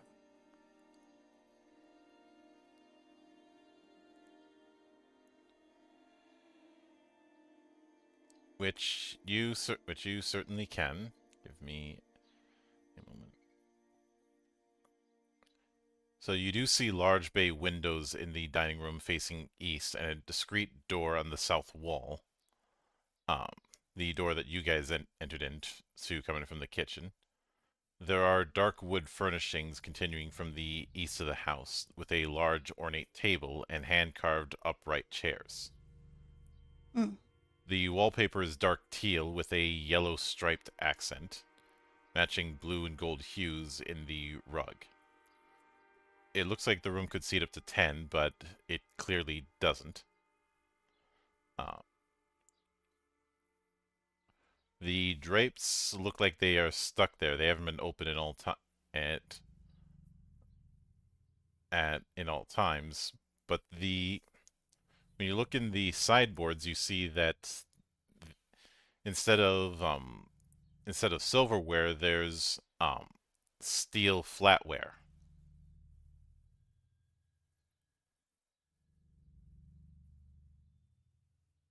Hmm. She's going to take note of that and mention to everyone else. It appears they still use this room at least. They may not use the kitchen, but here is not off limits. Mm-hmm. Kind of weird that there's literally nobody here, though.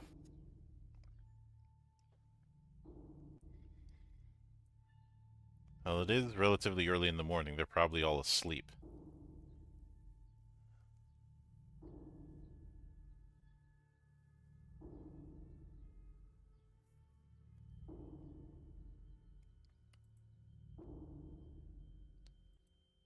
Well, I guess we can just move on to the next room. Mm-hmm. Go into the parlor. Everybody's okay with that. Oh yeah. Uh,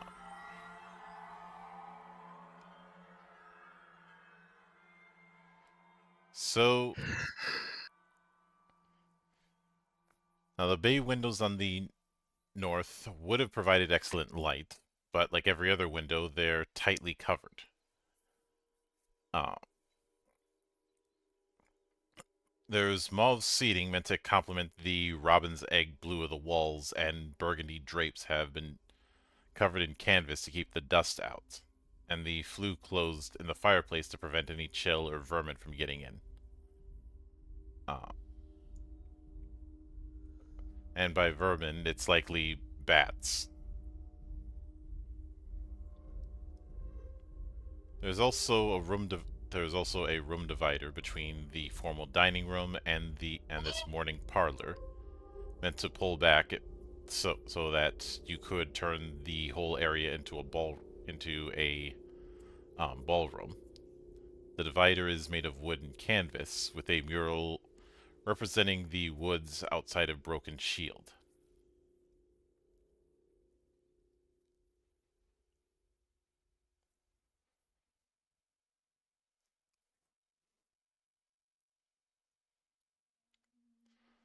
So essentially, this spot here and this spot here could be. Oh, actually, no. Here and here could be opened up to make a um full ballroom.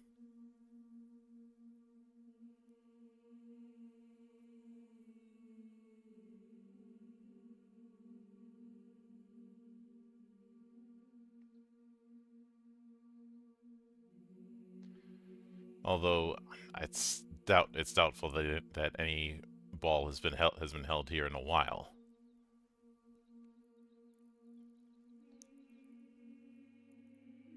Yeah, Aurelia is going to kind of continue to take note of the surroundings of what's in the room. Mm. Hmm. Are you going to explore further westward? Yeah. So it leads to this room here, which looks like it is the um, entrance. You do see a grand staircase that likely goes through all the floors of the place, and a door further westward, as well as another door way to the south that's clearly for servants.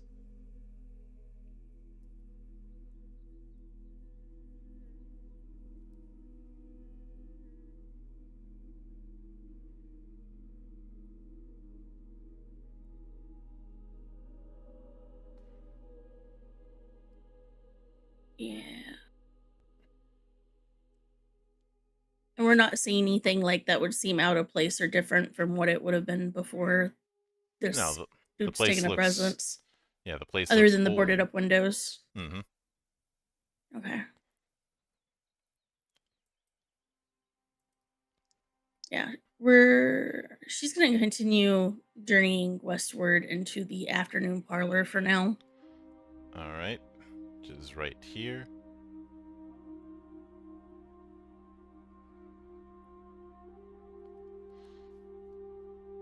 So this is a receiving room that is clearly meant for visiting dignitaries or people on important business. Mhm. It would have plenty of light from the afternoon sun, but it's seen neither sunlight nor cheer in some time, though it's clearly had some guests recently. The purple and ruby on the walls and furniture has a more ominous tone in the flickering candlelight than it did when sunlight would have streamed in. The marble fireplace, set into the south wall, also shows signs that someone burns papers here. Hmm. Can we possibly check the fireplace, see if there's any remnants of the papers that are being burned that we can make sense of? Uh, there it. You are able to salvage some of the charred paper, but the text there is in a it's using letters that you know, but the way they're arranged, you have no idea what's being said. Almost as if it's a cipher or a different language.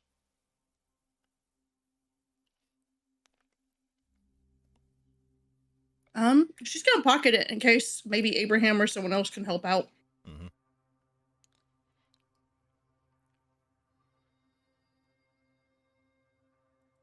Uh, I was tempted to pull a Whistler and say, "Smells like a vampire wiped his ass with it."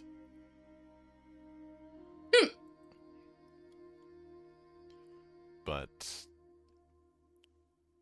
there is a further room southward, if you wish to explore that. Yep. Right. Keep it moving. If there's nothing else to take note of or figure out, then yeah. Yep. So this is clearly a music room, decorated in reds and burgundies. It holds various instruments, uh, along, but it's clear the instruments here are kept in good repair. You also see various busts of people of import on the corners of the room and along the south wall. There's also display cases with handheld instruments like flutes and violins, and a few shelves of sheet music.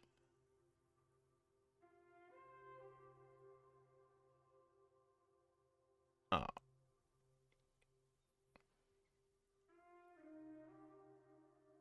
Can we tell if any of it's been touched recently or is it collecting dust? it's the busts look like they have been touched, and the instruments they haven't been touched in a while, but not long enough that they're collecting dust. They are decently maintained.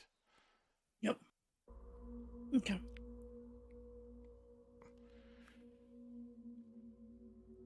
In particular, the piano.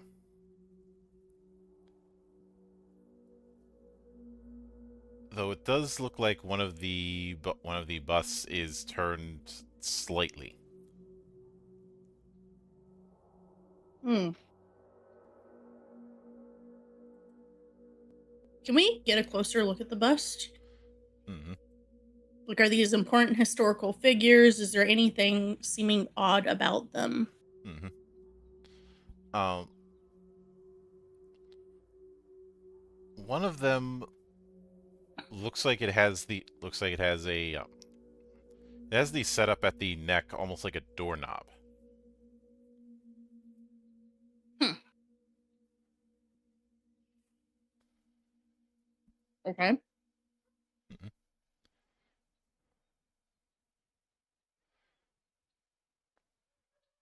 She's gonna take note of that and kind of mention it to the others.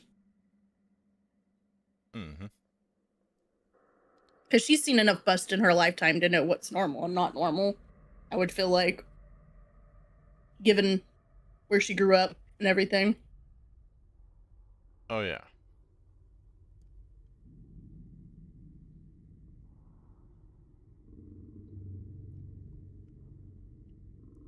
And she's going to make note of, that's an intriguing artistic choice. Mm-hmm.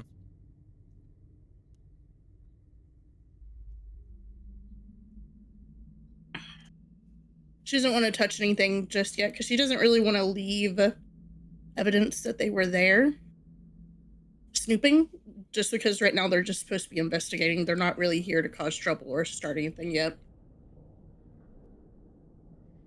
Mm-hmm.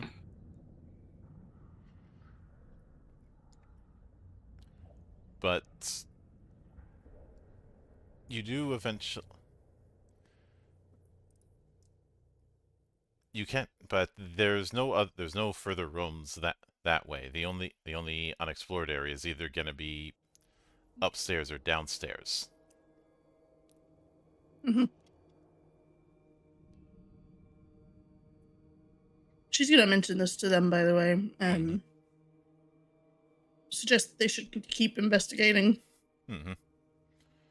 At least what they can until. I really want to try to find out where this arcane device thing is. Mm-hmm. So, if you're taking the stairs, are you going upstairs or downstairs? I kind of want to go downstairs. Mm-hmm. All right. So I don't know what everybody else wants to do, but I want to go downstairs as well because I feel like we're still in the early morning. The servants haven't woken up yet, and I feel like we're running more of a chance of running into them if we go upstairs. Mm-hmm. I can see that.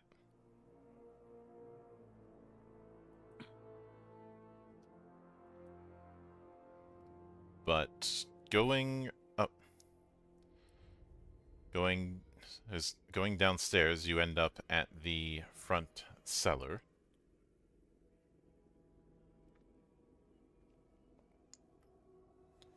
Which, let me...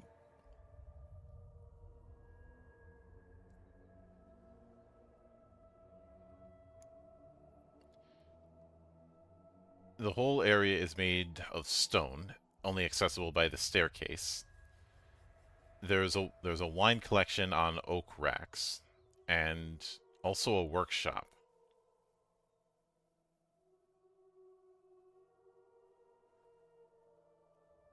That's clearly meant for lens grinding, to make glasses, magnifying glasses, or telescopes. The workshop's covered in dust and blocked by assorted goods all over the place, but you notice all of the goods down here are all silver.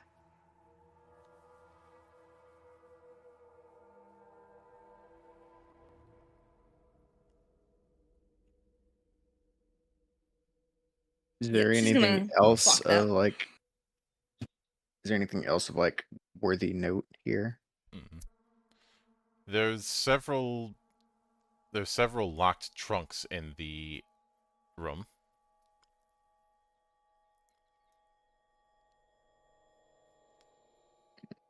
Can I do like a thing where like, because like I can use arcane like magic and stuff. Can I like like see if I can detect any of that in this room? Yes. What do I need to do for that? Uh, let me... Oh shoot, Arcana does exist, don't it? Let me see. Okay, never mind. That's not... I think what you would do for this is just a straight intellect roll. Okay. Since that is Please your... be good.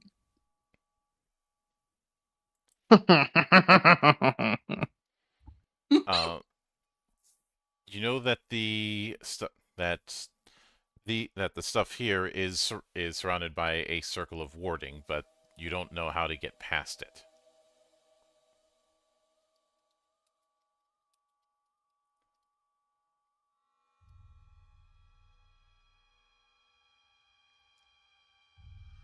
Does he make us privy to this information, Balder? I don't know if any of y'all are versed in things of the arcane. That's fair. You don't know us. Well, you know that that a circle of warding, it can be it can block it can block things off. Um, it can be smashed just like any other wall. So you do have, if you want to brute force your way through it, you can do that. How much noise is that gonna make, though? Down in the basement, there's ways to deal with it. Can I just try to use like my arcane knowledge to get through it? Then I guess. Yep, roll it.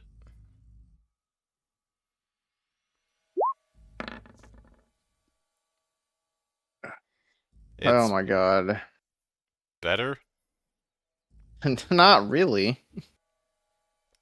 Well, it's an 8 instead of a 6, so it is. So I am technically correct. The best kind of correct. Can we see that he's struggling with something? Yes. Yeah, really is gonna walk up to him. What is it? I'm about to smash this thing. That wouldn't be wise. We don't want to make noise just yet. Well, if you can get past it, please do it before. Because if you can't, I'm going to break it. You can tell he's getting very frustrated. And I'm gonna assume since he said that I would acknowledge that is there now and realize that that's now an issue.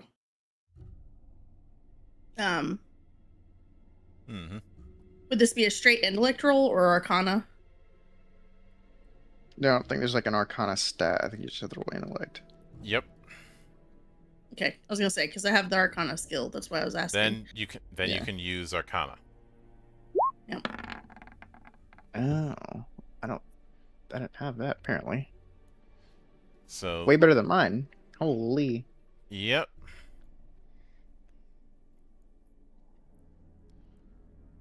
So you can. You do fit. You are able to try whoops. Ignore that. Oh, I'm definitely ignoring that. What was that? Just a random 4.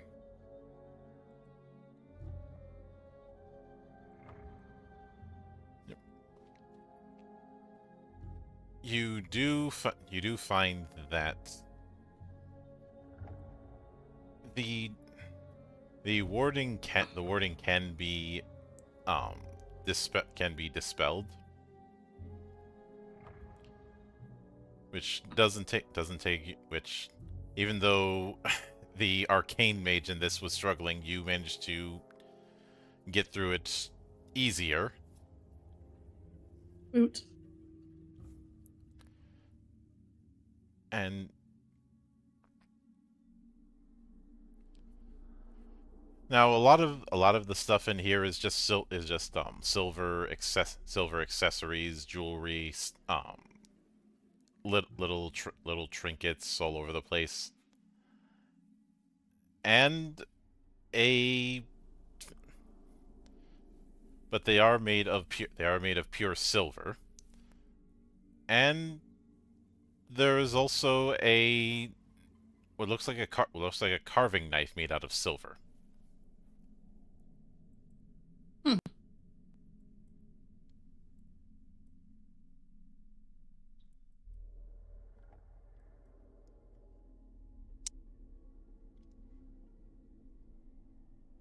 Looks like they're stockpiling it to keep it safe and hidden.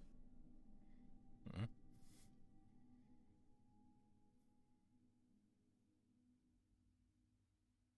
Could I possibly replace one of my daggers with this silver knife? Yes. All right. I'm gonna do that then. Just make a note that that the weapon's silvered. Stat-wise, it's the exact same. Oh, I'm trying to edit. Silvered knife. 1.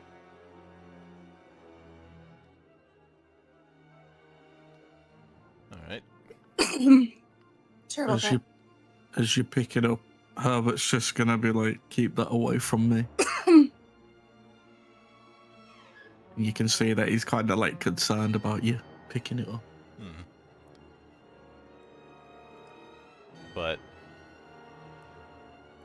given all that, are you guys gonna head to the second floor? Yeah, I mean, as long as there's nothing else here that catches their eye. Pretty much. Yeah. So let me scroll this down a little bit so you can see it. So after taking the stairs, that leads you up to here. She is gonna let them know she wants to investigate those best further before they leave, but she wants to leave them alone for now. Mm-hmm.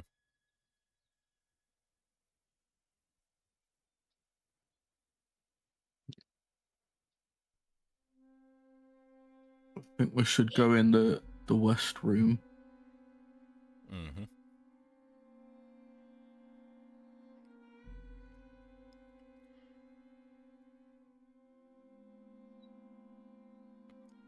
So that leads you to the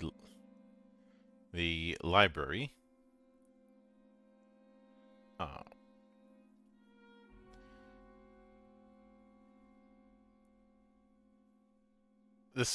The library. It is not well organized. uh, the walls have windows covered in heavy blue drapes.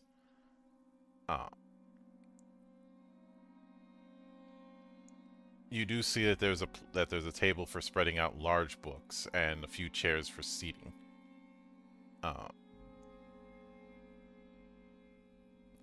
There are also several volumes on forms of magic, but volume 10 of the 26 volumes that are on the shelf is missing.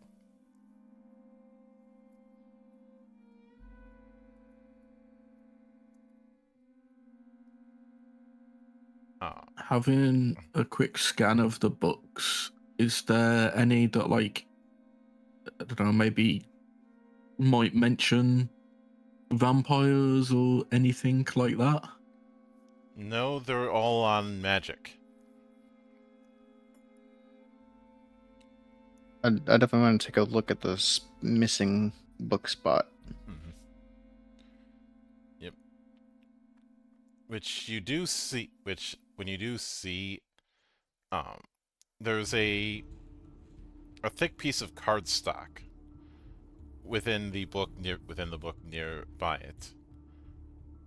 This book, within it has the sigils of the Varunma Conclave, and there is the cardstock thing that you find just has a note that says, "Why does he want them gone?"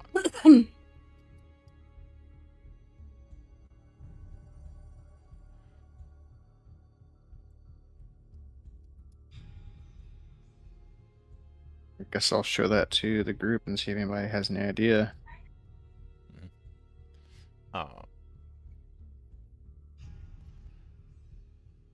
Which, actually, Aurelia, you would know this because the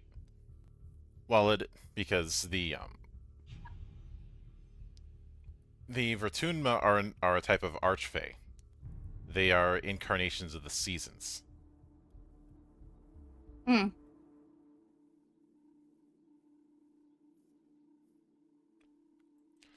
They are also Yeah, aggressively she's- neutral. as expected when dealing with Faye. Okay. She's gonna divulge this information to him and inform him of this while she can. Mm-hmm.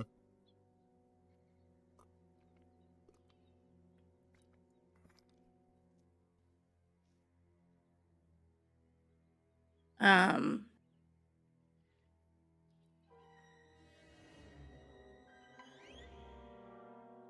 but she's also going to mention to the rest of the party that with these beings being aggressively neutral, they're going to cater to whoever is going to benefit them the most.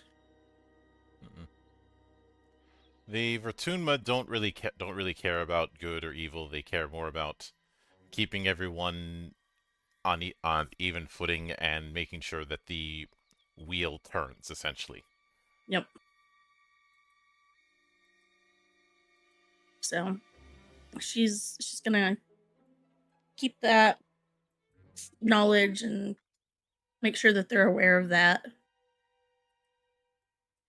Mm-hmm. Hold on. Sorry. One moment. My kids are fighting.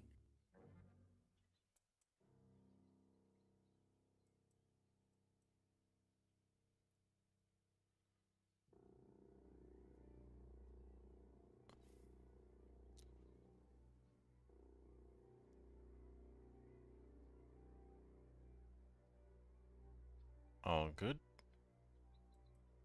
I'm so sorry. No worries. But there is a door further south to a further part of this wing of the mansion.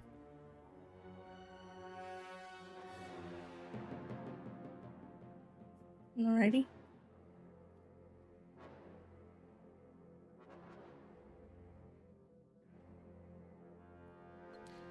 You gonna head south? Yep.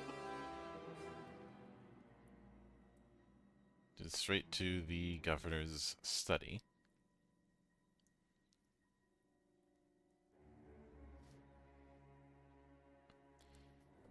Now, within the study, you see ledgers for the manor and correspondence with scientists and social luminaries.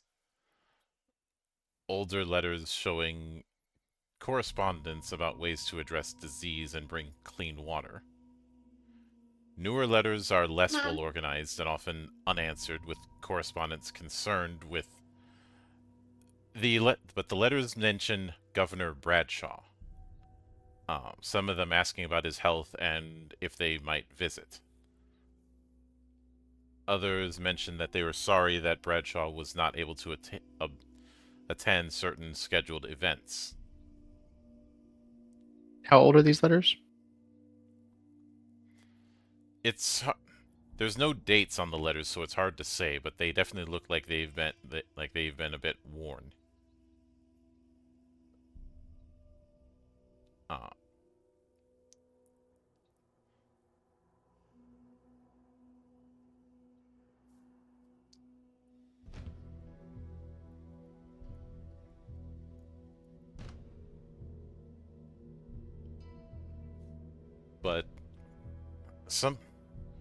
But you also see under a blotter a list of upcoming events, and someone's crossed out all but 2 of them, along with what looks like drafts of letters written about the events that were crossed out, declining the invitation. But the handwriting on them looks different, and one of them looks like it was written in frustration.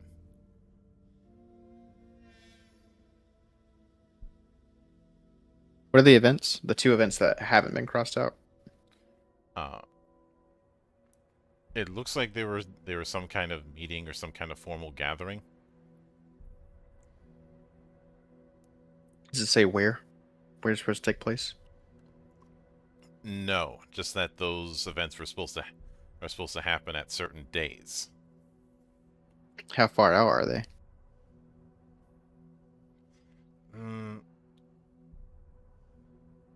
Several months. And who does it say is supposed to attend? Governor Bradshaw.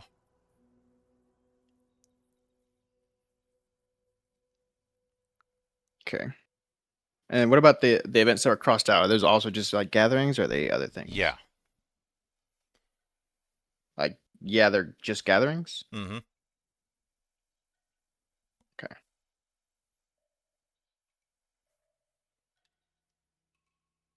And then what about the what you said there were letters that were, and there was one that looked like it was written in frustration, like replies. Mm-hmm. What are those specifically? The one that's like looks like it was written in frustration. What does it say? It's just this. It's just a standard. It's like a standard form letter saying, "I'm sorry, I can't attend the event." How fresh is that? Maybe about a week. So nobody outside of here knows that Bradshaw's dead Mm-hmm. or gone, at least. Did we confirm that he was dead? Like, we got confirmation for that? Nobody's seen him in a while, and the only governor that people know about is for a lot of people, they just assume it's business as usual. Most people don't know that there's been a change in management. Okay.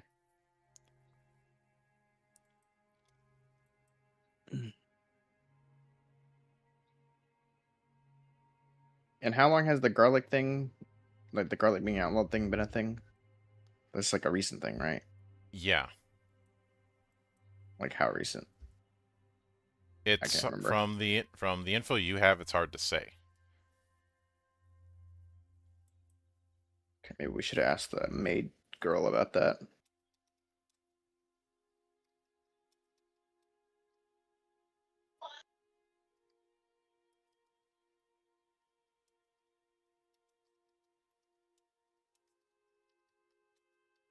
Mm-hmm. Ah, Sorry, my kids came in. no worries. But that's all there really is in the study.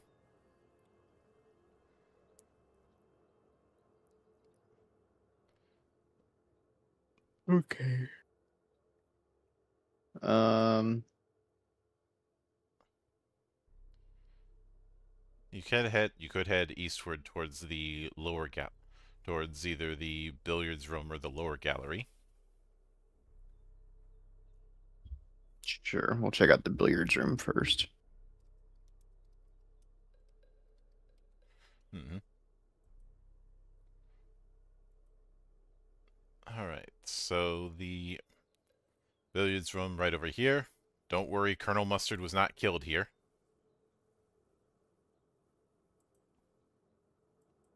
But is there a lead pipe? No. I had to get at Darn. least one clue joke out of my system.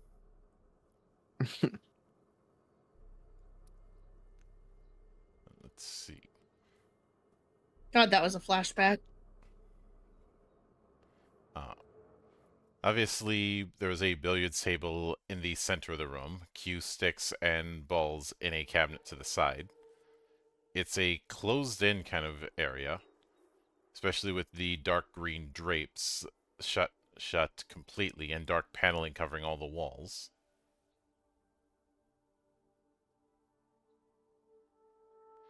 Uh, it's clearly seen a fair amount of use, though has made it must have made it difficult to clean because on the decanters of brandy in the corner table, there's a bit of dust on them.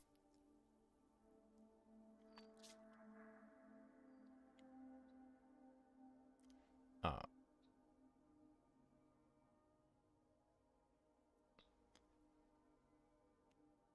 but past them, there is a door that leads into the tea room.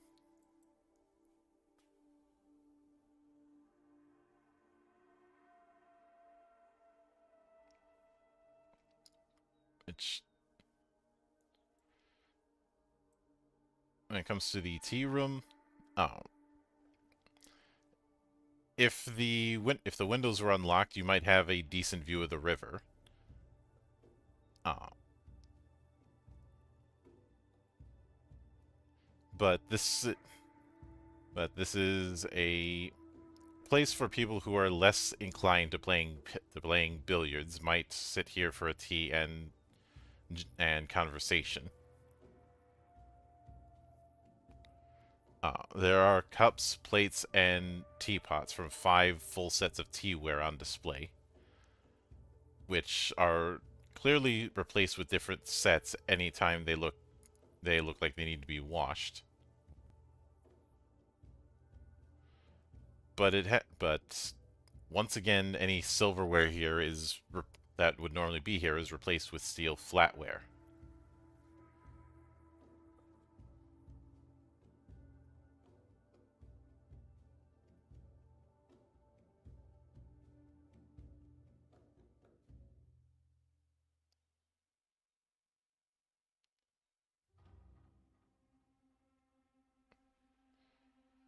But there is a door to the lower gallery as well.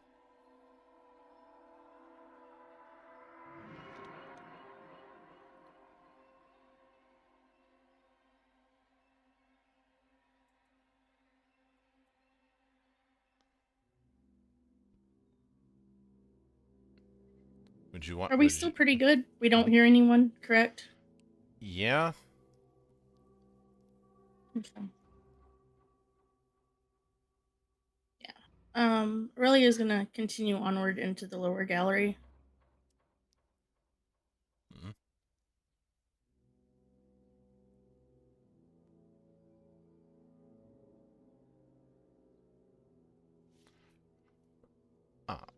So let me see, where did I have that in my notes?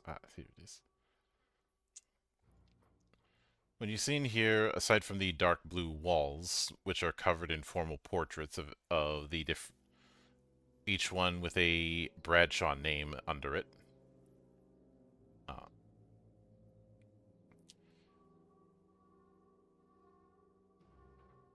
There is a spot where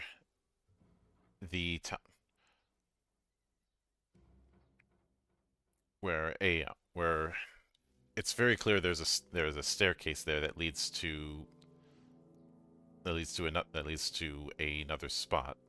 Actually, no. The staircase leads upwards to the 3rd floor.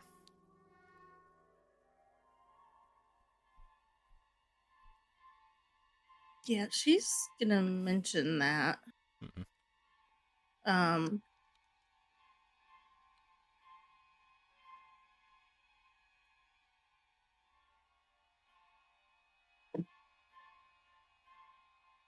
Would she be able, given how she grew up, would she be able to assess what type of staircase this is? Like, does it lead to like servant quarters?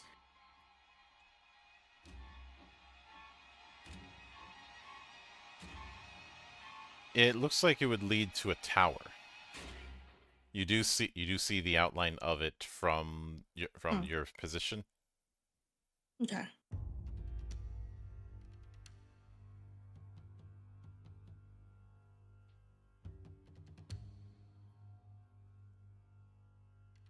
Yeah, she's gonna look at that, look at the rest of the party. This leads to a tower that probably oversees parts of the city.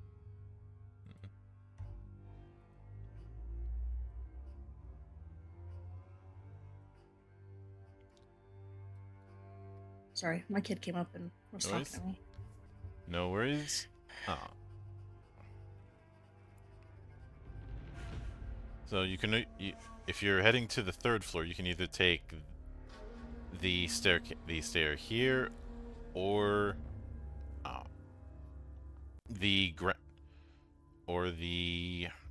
actually no. This is the main way to do it. You can't do the grand staircase.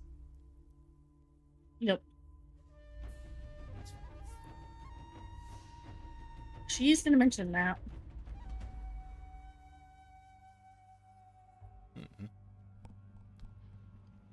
She's also going to mention that going upstairs will probably be risky because people will be waking soon, and we're more likely to get caught. Mm-hmm. So approaching with caution would be ideal. Yep.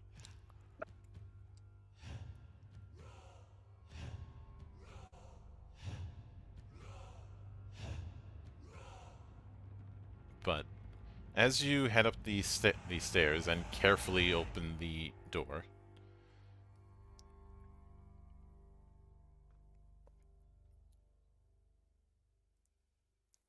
you do. The whole place has a very sad, despondent air. But you do. But if it weren't for you would have a nice viewpoint of the town if it weren't for the um if it weren't for all the windows being shut.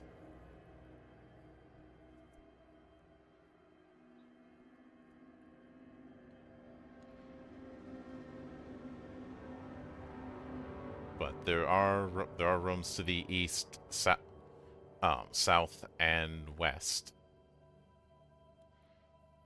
that you can access.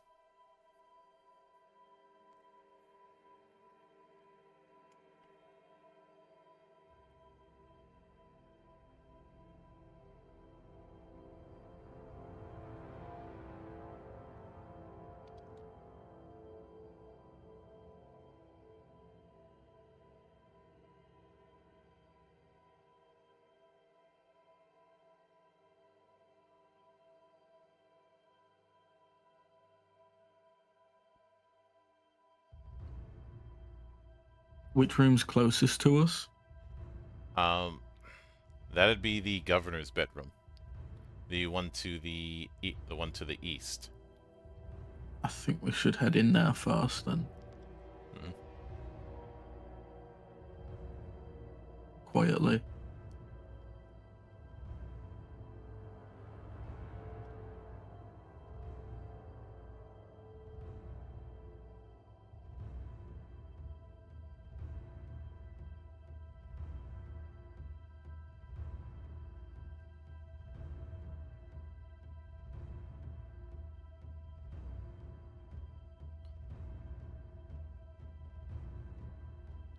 All right, heading into the.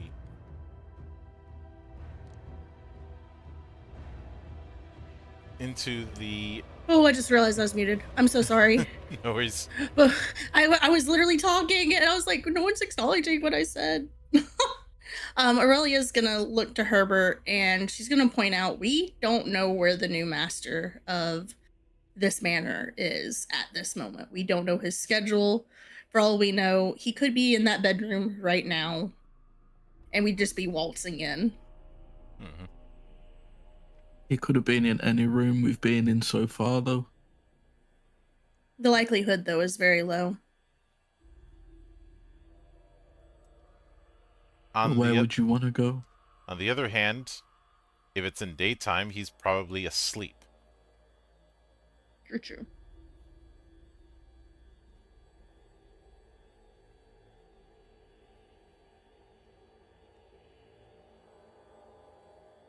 Yep. And it's morning, which means it's definitely daytime. Mm-hmm.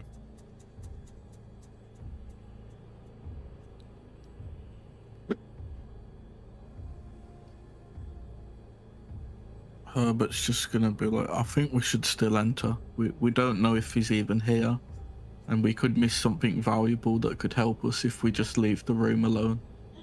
Mm-hmm.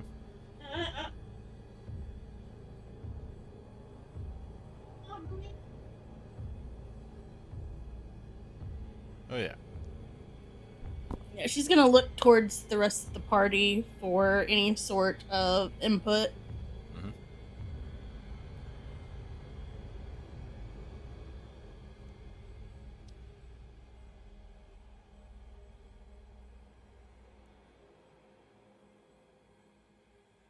So,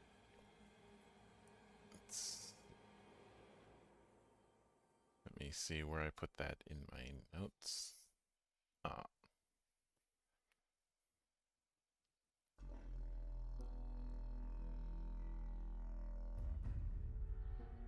the gov the governor's bedroom, his personal chambers, are the full wing here.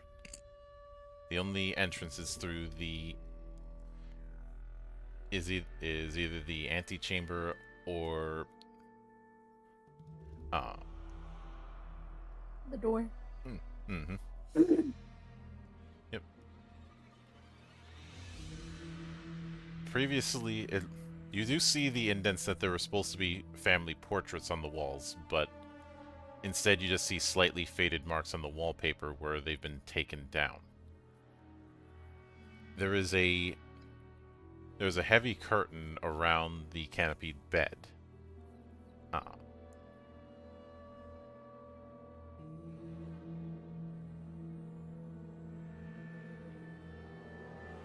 And instead of a clock next to the bed, there is a bowl of dirt.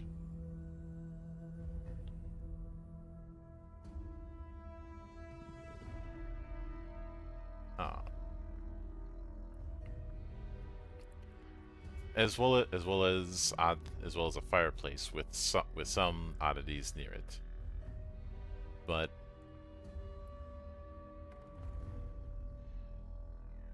within the bed proper, under a canopy and under the darkness of the candles, you do see him sleeping in the bed, completely still.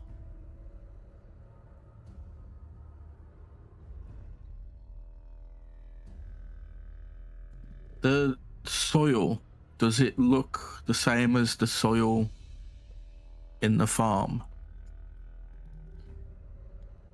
Yes, but it looks like somebody's used the. It looks like just the normal soil. It doesn't look like graveyard soil.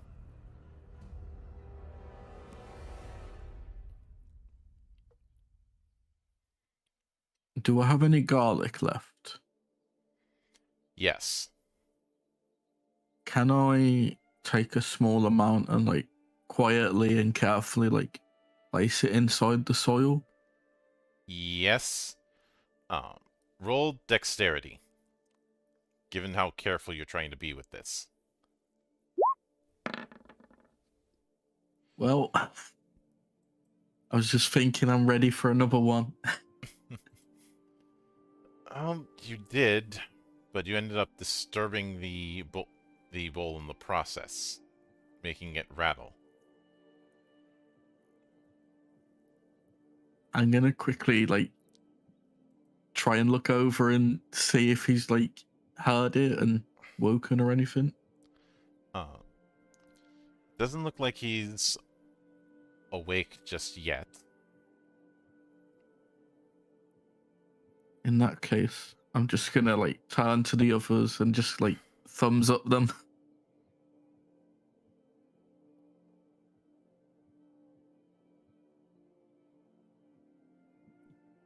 Mm-hmm.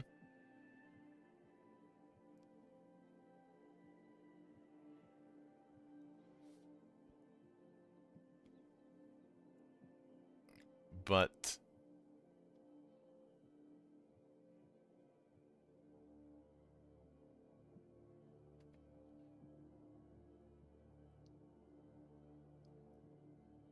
you do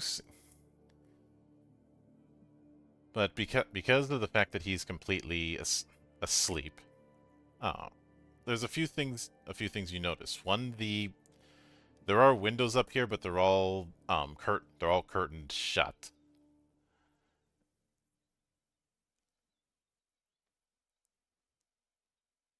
And two, he definitely looks like the portraits you've seen of Chester throughout the town. But here he's completely asleep and completely still.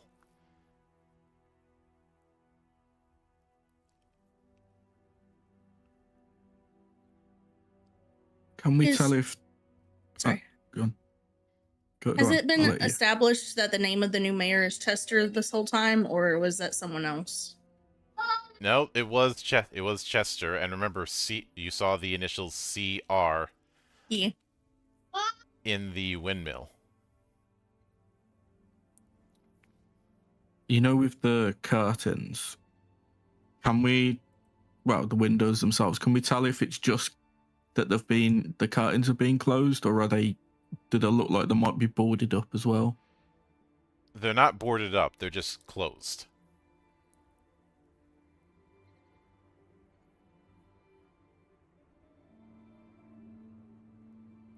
Okay.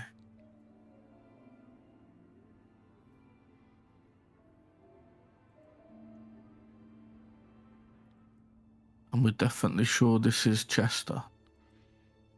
Yep. Same portrait and everything.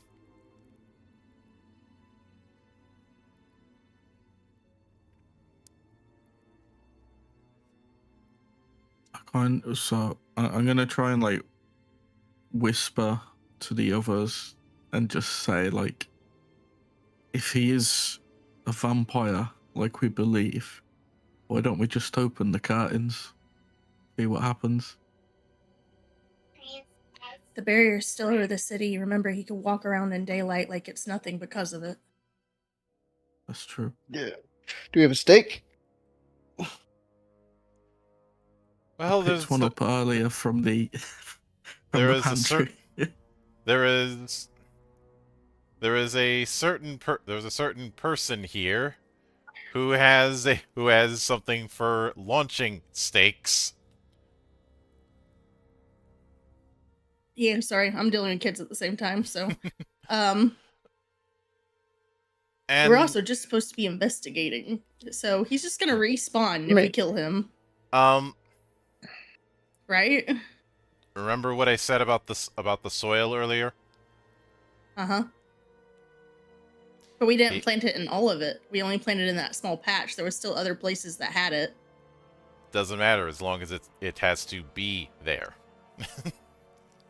Oh, okay. I don't think it'd be an immediate type thing anyway. No, it would be.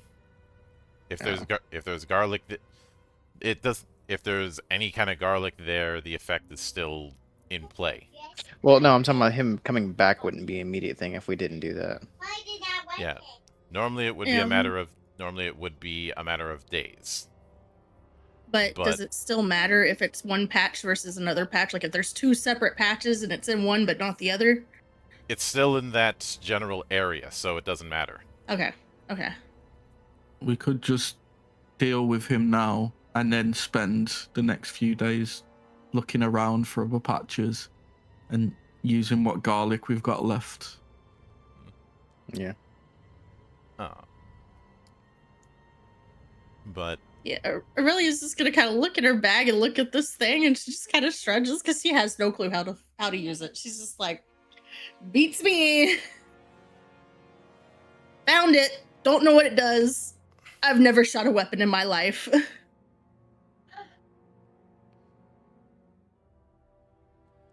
And she just kind of like looks it over, trying to assess how it would be used. There are also the curtains. It is morning. Yeah, but the barrier, he can walk around in daylight, and that's still up. It might help weaken him, though. On the other hand, you guys still have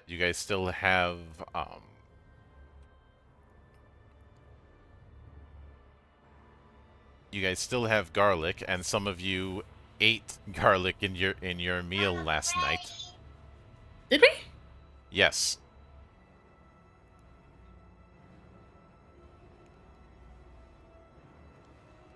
Because I thought there was garlic left out of it last night. There was supposed to be, but someone snuck it in. Oh, I wonder who that was. We'll never know. So, yeah, she's gonna keep looking over this thing. Would that be intellect to put together how I'm supposed to use this thing? Yeah.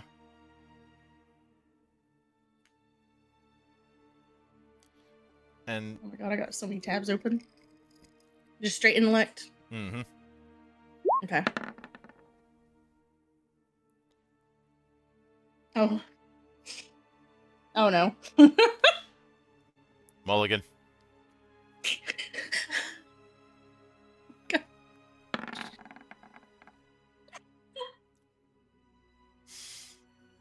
I'm sorry, guys. How do you get the same result twice in a row like that? If I roll it again and it's another 7, can it just be jackpot and I insta-kill him? I guess. Oh my. Hey, no way.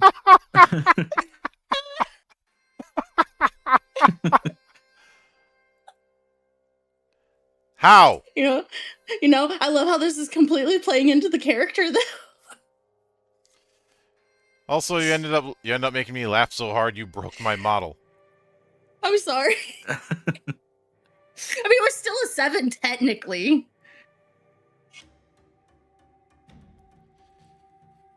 You are technically correct. The best kind of correct. There's just that +3 knocked it up some. That's funny, though. How do you get 3 7s in a row, technically? Mm-hmm.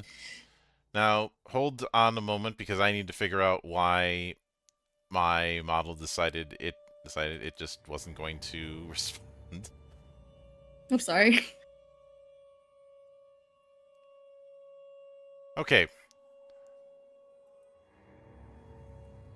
Did you knock your phone over or something? Or webcam? No. This No, is my- broke. Mhm. You borked it. Yeah, you broke it. It's your fault. Yep. Enjoy the blame. Yep. But normally you wouldn't be able to just figure it out by looking at it, but because you're attuned to it, you instinctively know how some parts of it work. So you know how to craft stakes and you know how to fire the thing despite never having fired anything in your life. It is a case of load, point, pull.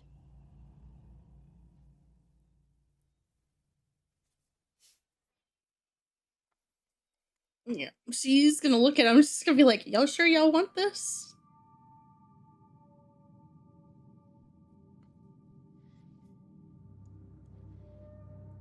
Herbert's gonna whisper, "Do it for the garlic."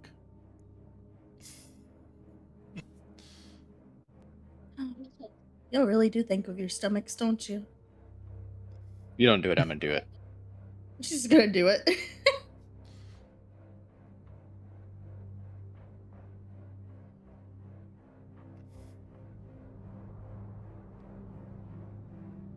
And beforehand, she's gonna be like, I just want y'all to know I've never shot one of these before.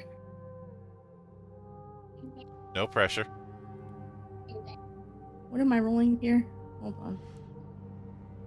You're going to be making an attack roll against him. Does it automatically roll with that? No? Okay. Where is this at? Combat. There we go.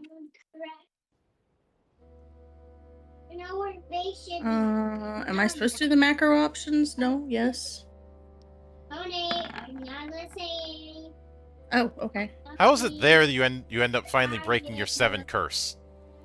I don't know. Look, I have no clue.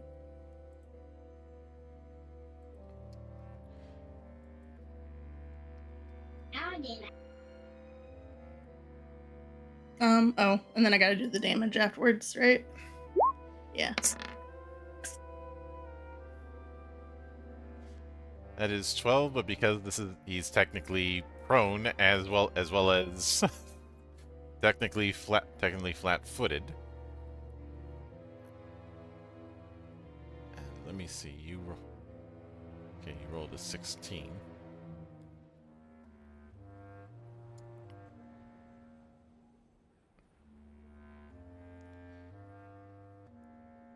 And because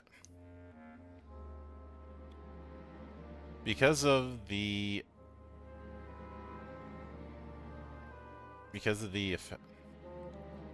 effects of this thing, And more specifically because of the fact that you...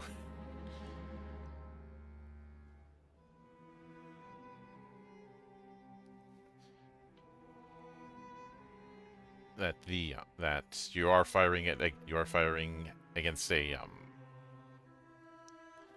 with a magical weapon. You do manage to land one right in the heart. Bullseye. Yeah, as you're standing right over him with the stake thrower pointed right at his heart. I just imagine her literally being like right up close, you know, like uncomfortably close. Mm-hmm. Like she's probably creeping on him. Mm-hmm. Which as soon as you stake it, you hear him wake up and start screaming like a damn banshee. It wasn't me. She's just gonna scamper off.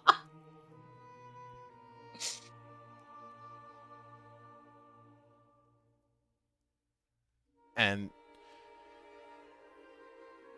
though in all his writhing, he still isn't able to move from that spot because the stake was so went so hard that it's got him pinned. As it just keeps doing more and more damage to him. Can I cut his head off? Yes. Oh no. I'm taking my sword out, and I'm gonna just lop his fucking head off. Which sword? Blessed Wind. Mm-hmm. Sword of the Skies. Yep. Go right ahead. Combat. Really just gonna look away. She's never killed a man. Is that a nat 20? Holy. Oh look, it's just Oliver all over again. It's only when it matters. You said it, not me. How do I roll this as a crit? Or do we Crits keep are- doing Works this? it out automatically, doesn't it? Crits are max damage and then roll damage is normal, and add them both. Oh, so max damage would be 8 plus 3, which is 11. So then 11 plus 8, so 19. Yeah. Normally that wouldn't be enough to cut his head off, but because of obvious things, that is.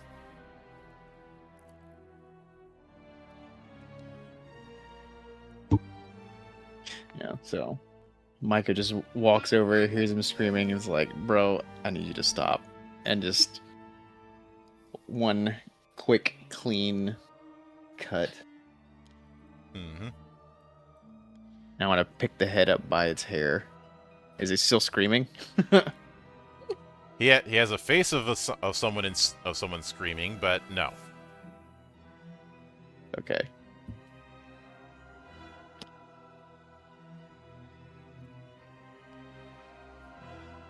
But Do we have a bag to put this thing in? I'm going to say yes. Okay, I'm gonna put it in a bag. Tie a knot in the top of it so it doesn't open. As you investigate, you also do see one of the arcane devices that has the one with the. This is a bit larger and a bit more elaborate than the ones you saw in the tower, but it's clear that this is the thing that's that is part of the thing powering the force field. Mm-hmm. Does it have like a power source attached to it? Like a crystal or battery of some sort? Mm-mm. No? Okay. I'm just gonna turn it off. Yeah, you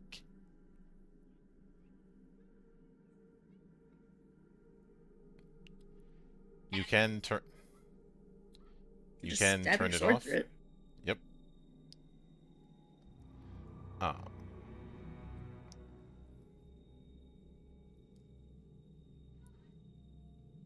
So roll strength and applied force.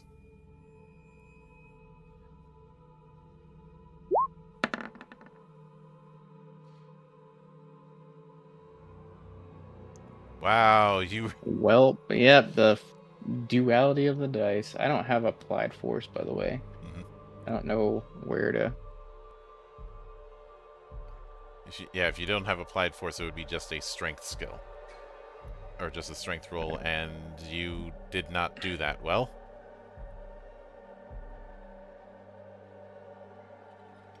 Uh, you can try again, or you can get help from somebody else to smash the thing. I'll just try again. Okay, that's better. Yeah, way better. So you do end up smashing it. You end up smashing it so hard that you smash the arcane power source along with it. And in the process, you hear what sounds like small explosions outside the mansion. Okay. And in the process of that, I'm going to shift back over to the Broken Shield map. There is smoke coming out of the three towers.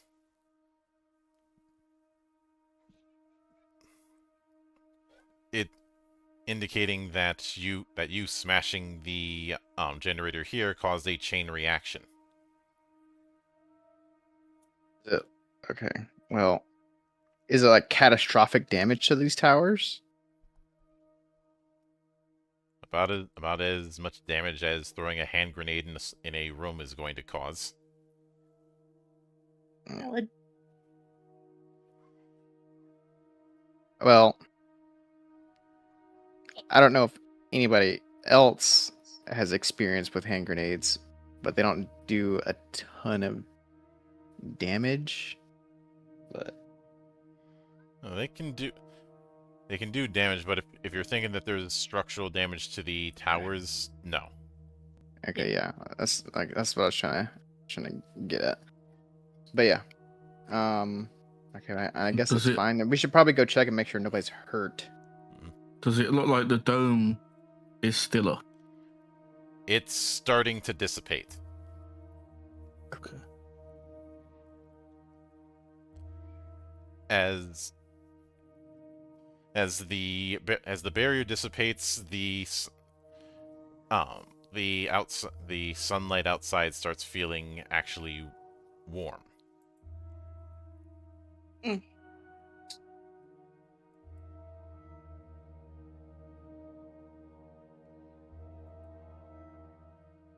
I guess we can just leave, bro. Like,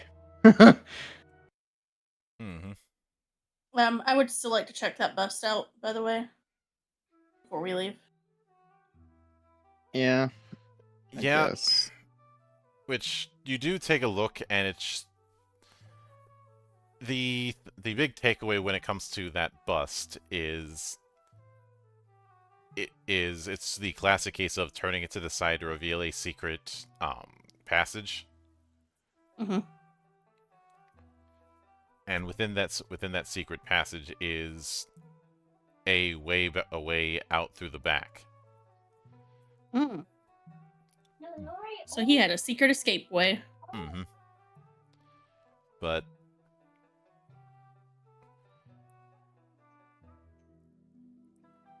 off, and I will note this is a broad thing, but off in the distance, the farm sees what looks like an emaciated body try to crawl up out of the dirt and get burnt. Mm. I.e., the regen thing didn't work because he ended up taking both toxic and radiant damage as he was trying to regenerate. Wouldn't he just regenerate at nighttime though? Normally that'd be the case, but he thought the barrier was still up. Oh, okay, that's valid. He thought the barrier was still up, so when he broke out sunlight, and he couldn't hide down there because garlic, so he'd be dealing with toxic damage.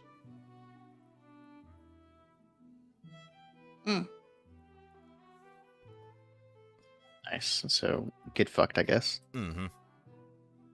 But the arcane energy that was in the towers does end up flowing right into you all, because it's looking for the nearest proper source, because that energy's got to go somewhere.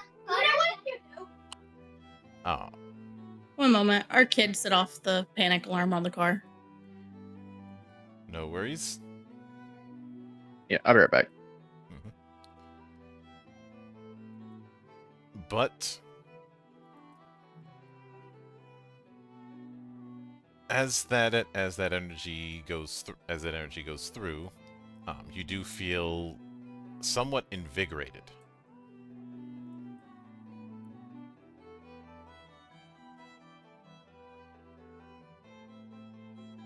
And as a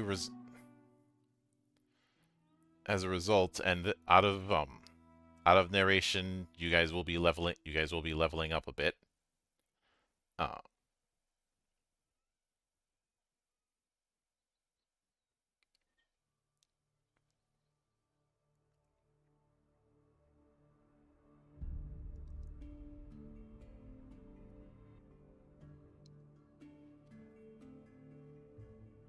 But How do we go about that? Mhm. Oh, up here. Does it auto adjust everything once we adjust the level, or? I'll get to that later. Okay, okay. But things seem to have calmed down. A new mayor is appointed. But then, after about a day, a force starts to march into the city. Dark clouds blotting out the sun overhead as an enormous armed force approaches the city. You watch as brass horns proclaim the arrival of an army. First, the cavalry proudly trots through the gates. A cavalry that is composed of heavily armored centaurs and headless riders. You hear a flutter of leathery wings, feel the drip of saliva, and realize that twisted bat-like creatures are wheeling overhead, keeping time with the cavalry. The clop of hooves gives way to the stomp of feet and boots as battalions of skeletons and creatures that can only be described as ripped from hell itself enter the town in force. All have vaguely humanoid forms, though twisted into agonizing proportions, and they have various animalistic qualities, like the head of a bull or the claws of a leopard.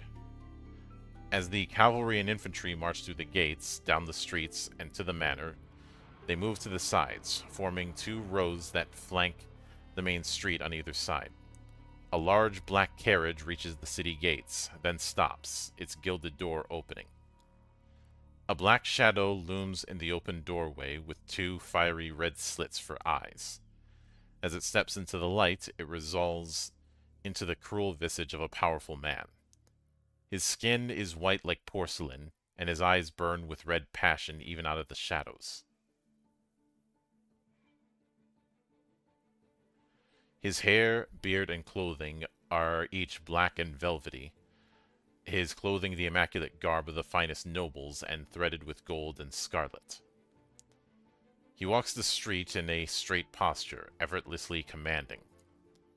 Aside from his tapering ears, he looks humanoid, though he is over 7 feet tall. As he approaches you, you feel inexplicable emotions churning within you.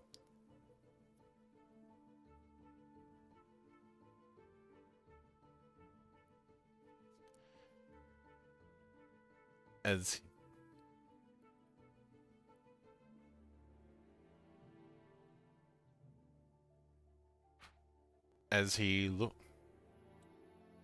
looks straight at you, almost like he's looking through you, like you're beneath his notice.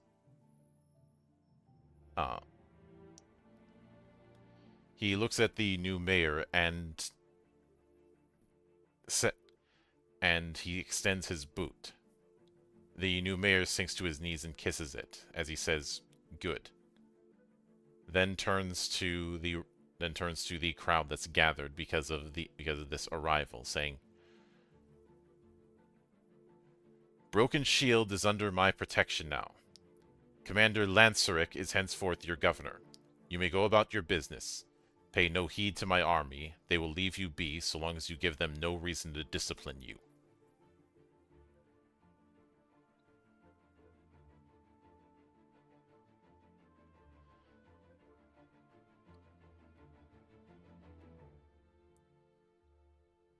And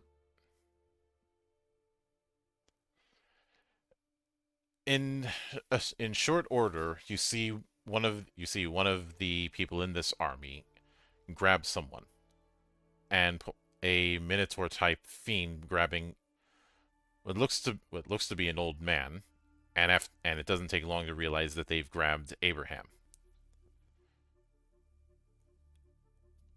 He's clearly been beaten and bloodied. He looks like he got into a fight with something much bigger and stronger, much like a Minotaur basically.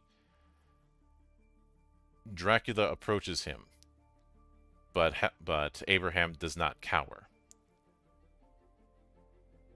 You see Dracula carry him by his throat, lifting him off the ground,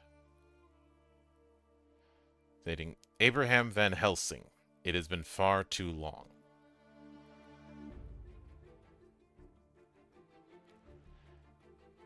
And Helsing, after trying to get his breath, rasps, "Herbs will never grow in salted soil." You see the man offer a derisive chuckle. And then with a quick chop of Dracula's free hand, he cleaves the old man's head off.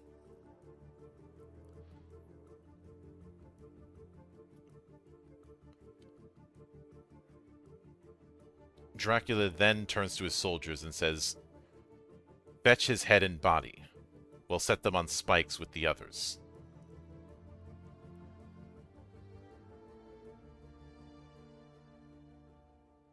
And with that, Dracula leaves, his message being made clear.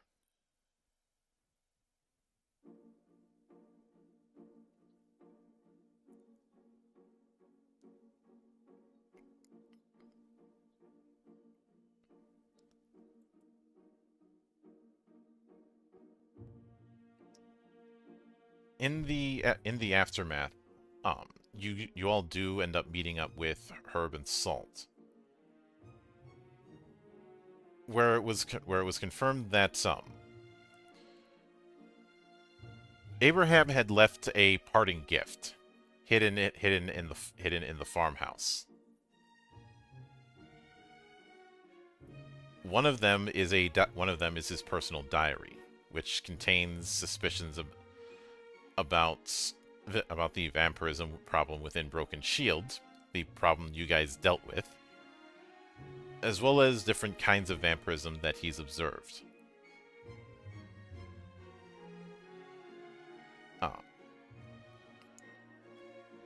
It also talks about a reclusive vampire hiding in the mountains of Nord, who was allegedly friends with Dracula before he became that.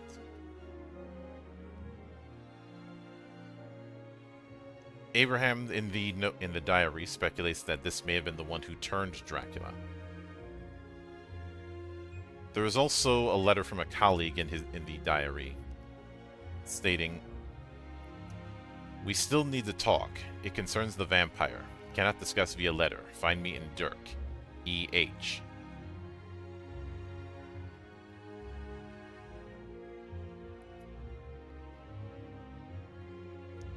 As well, you also find a map of Norspina that has annotations. The forest of Dirk is circled, but also 20 small X's drawn throughout Bishal and the Arctic. The X's form a pentagram.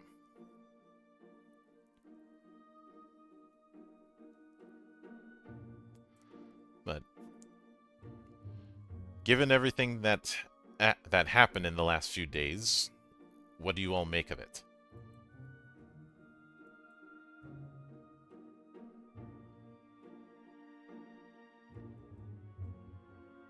I feel like this is a lot more than what we can chew right now, and this is a later us problem. Mm-hmm. For This sure. is a problem for future Micah. Oh yeah, but you do. Um, You at least have leads. Aurelia's kind of feeling lost at the moment because he was supposed to be helping her figure out what to do with this weapon. I think perhaps we should head to meet this person that he was meaning to speak to. That might be a good start. Perhaps they can give us more information.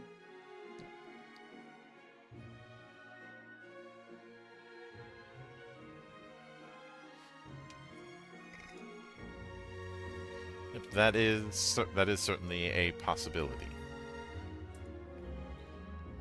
But in addition to that, there's of course also the possibility of heading to Nord. But that will be a story for another time.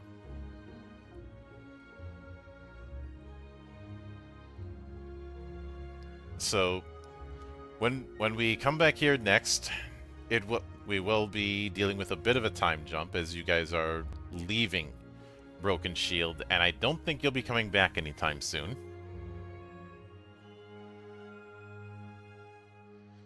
And if you're heading to, if you're going to be heading to Burke, that is within the Mad Forest here. So that might create issues. On the other hand, when you were looking at the paper in sunlight, you see a hidden message saying, "I'm in Apaku, not Dirk." Apaku, the living city, is right over here. And of course, Nord is way up here. So there's certainly options. But like I said, that will be something we cover next time. So until then, on behalf of the good brothers present and not present, my name is Mildra. I am your gaming monk. Stay fucking frosty, everybody.